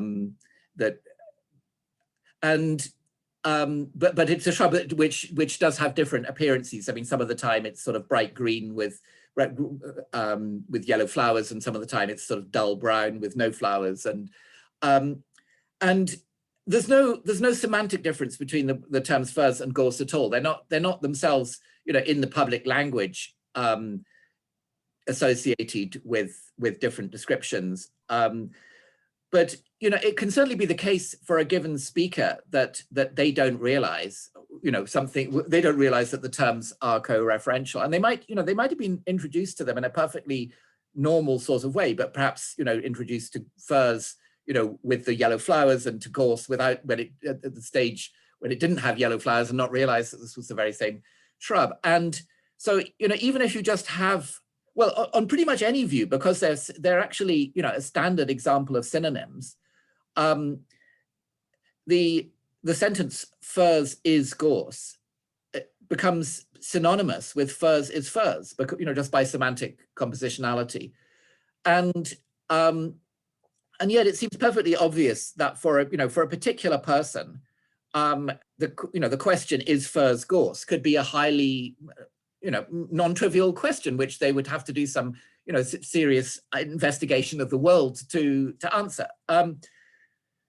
And so my view is that, you know, it's very hard for anyone really to avoid cases of that kind, and that what we probably need to do in order to handle them is, you know, when we get into situations like that, we can't just rely on attributing attitudes to propositions. We have to do something more like, you know, the attributing attitudes to propositions under guises, or, you know, modes of presentation of some kind. And so, as it were, you know, we can say that somebody knows a given truth under the guise of the sentence furze is furze, but she doesn't know it under the guise of the sentence furze is gorse, and so on. And so that kind of apparatus is quite well motivated, even independently of intentionalism. And then, you know, I think one strategy for the intentionalist is simply to work that apparatus very, very hard in the case of mathematics, and, you know, and to say, well, in a sense, in mathematics, in a sense, there is only one truth here, but we encounter it under many, many different guises, and it's not really possible to you know, you can't really understand what's going on in mathematics if you try to sort of abstract from the representational aspect of mathematics. I mean, if you, as it were, there's, you know, it just, as it were, some kind of bare acquaintance with mathematical reality, you know, unmediated by any sort of representation, you know, that's not really an option. And of course, what people often think of if you say something like that, and is that they think of some kind of quasi perceptual, you know, uses of the imagination to, you know, to sort of, e.g., to visualize mathematical structure or something like that. But, you know, but of course, I mean, you can have these sorts of Frege puzzles, you know, in the case of perception as well. I mean, they're not purely an artifact of language, and so, you know, I think that you know, what we probably need to accept is that mathematics is a subject where the action is somehow in the form of representation in some way, not simply in the state of affairs that's being represented, and that we can't understand mathematical cognition except in those terms. And of course, we have to make that move, you know, very much more extensively than a hyperintentionalist would have to make it. But it might be that the hyperintentionalists themselves would actually have to make it, you know, at certain points. Yeah, you can. So I wonder whether hyperintentionalists might take this as some sort of victory. So think about someone that thinks about in terms of impossible worlds, thinks about worlds as linguistically individuated, but his view is not that these worlds are used to give an account of the meaning of sentences, but they're used to give an account of the attitudes themselves. So how would the intentionalist picture see this? So I'm basically thinking about two models where, even though there are many, so you might take the impossible worlds model, they can take something like the diagonalization model, where the contents themselves are individuated by impossible worlds, just that the contents are about something different than what you thought they were. And my question is, where do the guys put this? So do they put this with the hyperintentional model, or with the possible worlds model also for dealing with content, but thinking that the contents of mathematics is about something else? They're not mathematicians, stupid. Yes. I'm not sure if I caught all of that, but when you talk about diagonalization, you're meaning something like the Stolnaker move, are you, of using diagonal propositions to explain what's going on? I mean, I think I mean, the thing is that the going for diagonal propositions, if that's what you had in mind, that which is it's a different sort of strategy, but I think that strategy is much closer to a metalinguistic one, in which in effect you're engaging with, you know, propositions, you know, of you know, the form that such and such a sentence expresses a truth or something like that, and I think that it tends to fail because you know, when you look at the full at all the I mean, if we let me see, a good way of thinking about this is to take the case of impossible propositions, and you know, and then you can try, and then of course impossible propositions, they just correspond to the empty set of worlds, and so, you know, one thinks of them like that. It's, you know, it can seem puzzling, you know, how could anybody possibly believe that the the actual world is a member of the empty set or something like that? But the trouble is that move, you know, when you make the metalinguistic move, it often turns out that the metalinguistic thing, that the proposition that you're assigning belief in, that often turns out to be inconsistent itself this is, I think, a point that Kripke made in lectures a while ago. And so it doesn't really solve the problem. Whereas I think the move of, just talking about the proposition under a certain guise does solve the problem. I'm not sure if that actually, how much that addresses what you're asking. It was partly because I was having a bit of difficulty making out your words, I think. So I may have misunderstood what you were getting at. Thank you. In any case, other people should also ask questions. Are there more questions? Domingos? I think, thank you for your talk, great talk. I have a follow-up related with the selling question about intuitions. You said that the talk about intuitions, philosophical intuitions, is worthless. And you said that we should instead talk about heuristics. However, can we talk about heuristic without intuitions? It seems to me that heuristic and intuitions are related. So it seems that intuitions make part of the heuristics that normal human beings have. So can you clarify in which sense we can talk about heuristics without intuitions? So it's a clarificatory question about heuristic points.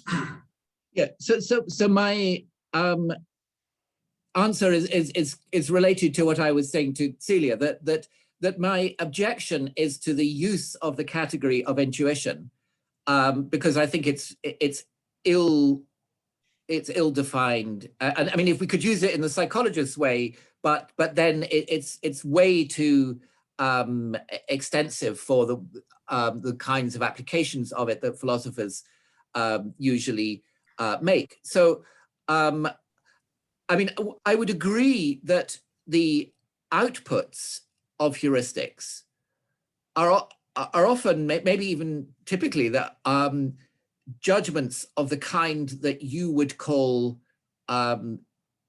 intuitions.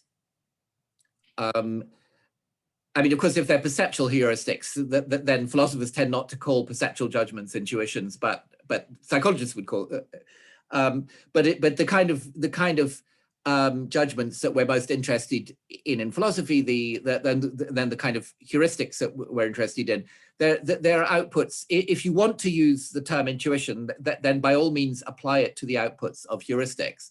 But I think you need to think very hard about how the category is being applied. And but both the category of intuitions, which, as I say, there's a psychologist's very extensive use of it. There are certain internalists in epistemology, and like, for example, Paul Boghossian, with whom I was debating in a recent book, who want to use it in a quite different way for something that are not judgments, but are pre-doxastic, and which they call intellectual seemings. And I'm very skeptical about whether there are these pre-doxastic intuitions. But that's not something that most people who talk about intuitions in philosophy are committed to. That's a very distinctive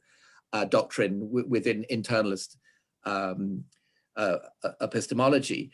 And so, I think the question to focus on really is what kind of classification are we doing when we talk about intuitions, and how widely are we prepared to apply this term, and so on.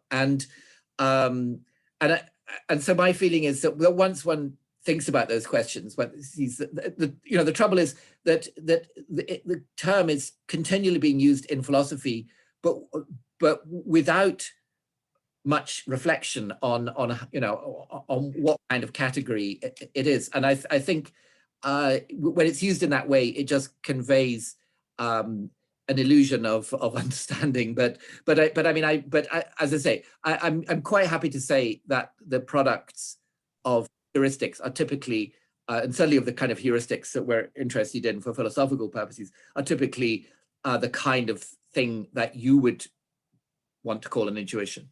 Yeah, thank you. Next, it's Leah. I think I have a similar clarification of where you set the boundary between the intentional and the hyperintentional. You said, oh, the intention is about possible worlds, but possible can be possible in different ways. I think you don't mean just logically possible worlds, because if it's all of them, then you give the at least you can do some sort of hyperintention semantics. That's why working with logically possible worlds. So I think it's something that's strict. I mean, the natural choice is metaphysically possible, but I was wondering whether that was your choice or whether you have some degrees of freedom, at least in this respect, where you also consider epistemically possible worlds of some sorts. Or something else. So just a question of what you mean exactly when you mean to stick to the intentional Yeah. So my own preference as far as the intentional framework goes is that we're just talking about metaphysically possible worlds, where I'm using that to mean something like the broadest objective category of possibility.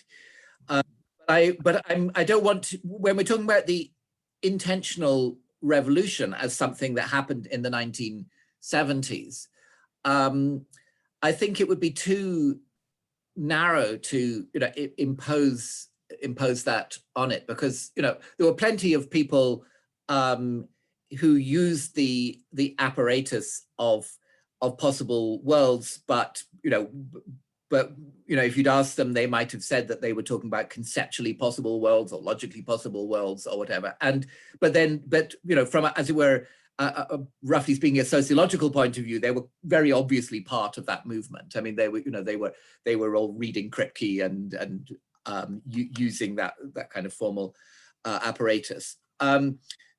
So, but if it comes to my own views, I've become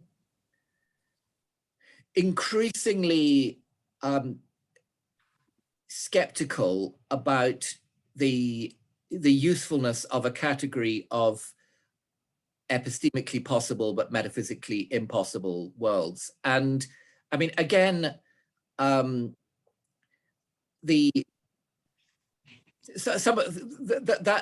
comes partly from reflection on the sort of cases that I've been talking about, like the Furs-Gauss example, because a sort of very easy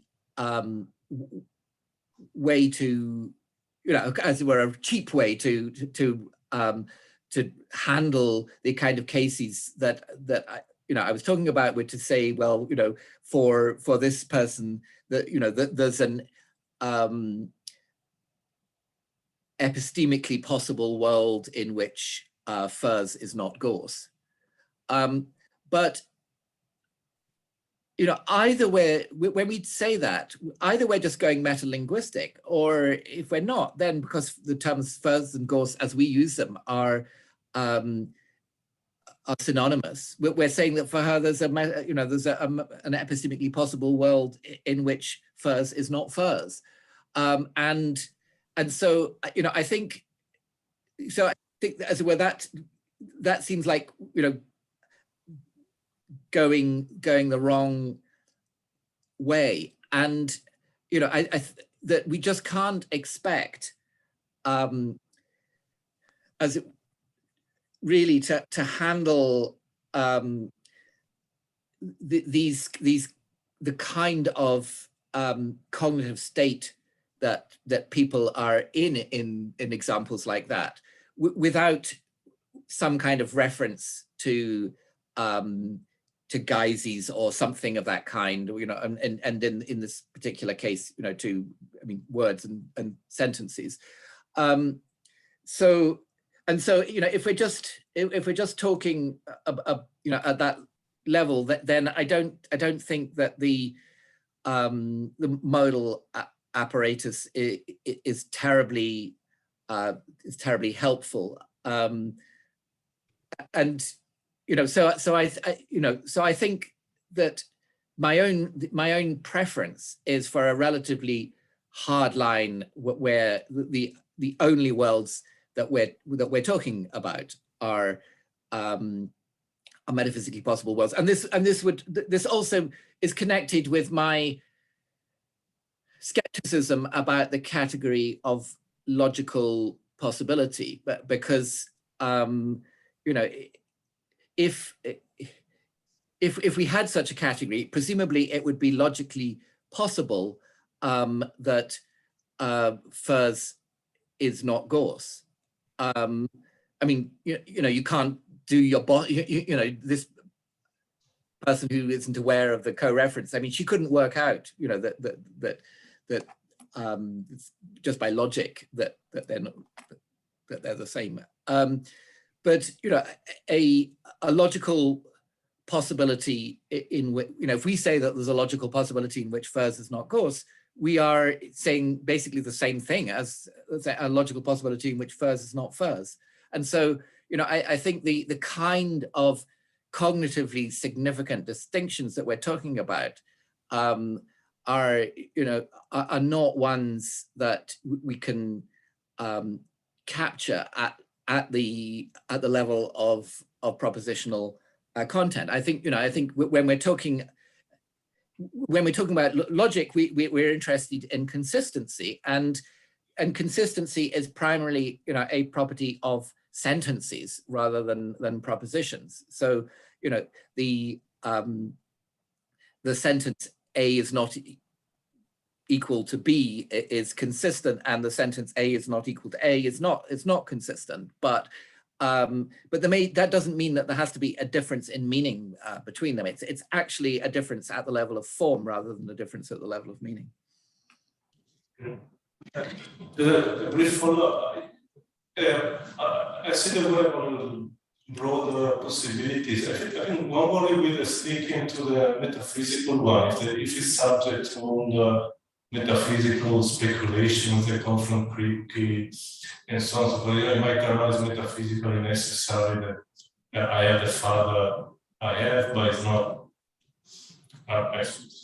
probably it's not necessary that someone as the stepfather that I have. So we're going to have, if we use this for semantics, theory of content, and so we're going to have our space of possible contents and meanings very restricted by these very deep metaphysical issues that we're going to draw a big difference between the supposition of a different father and the supposition of a different stepfather. One is trivial, the other one is not. Yeah, so I think sticking to metaphysical possibilities, that's the kind of possibility. Yeah, I think there are basically at the moment there are two ways that people think of metaphysical possibility. I mean, one is, roughly speaking, they think of it as the kind of possibility Kripke's talking about in Naming and Necessity, and so they're thinking of it as it were the thing that best corresponds to what Kripke says in Naming and Necessity, and the other one is, well, which actually also picks up one or two remarks in Naming and Necessity, is thinking of metaphysical necessity as really just the broadest kind of objective, or if you like, worldly modality.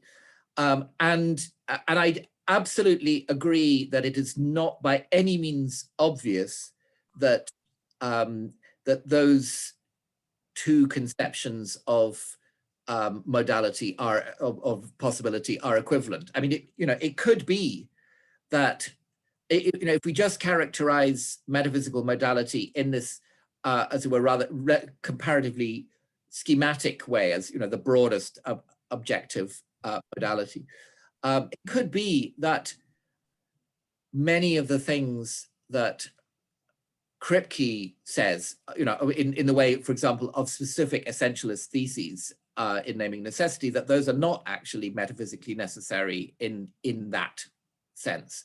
And it might be that, as it were, that what Kripke is talking about in naming a necessity, perhaps, is true over, some very, very large sphere of metaphysically possible worlds, but not a sphere that exhausts the complete space of metaphysically possible worlds. I mean, I regard that as, a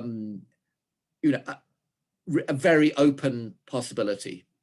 I mean, I think it's an issue that could go either way, but it would be very unwise, to assume that there was the obvious way it was going to go. Thank you. Any more questions?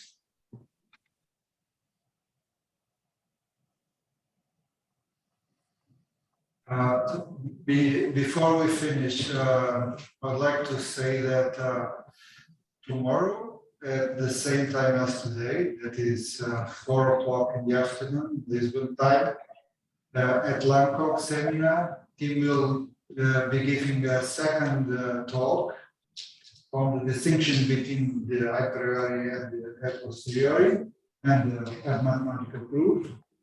One can read the abstract of that lecture, of that talk, already on Lancock's website, and everyone is invited to attend. We'll be using the same Zoom link as today, and so just to tell you that everyone is invited to attend if you wish.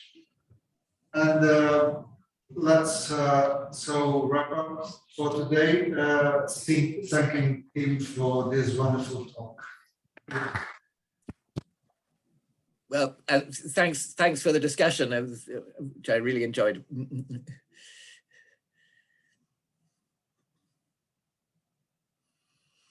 See you tomorrow.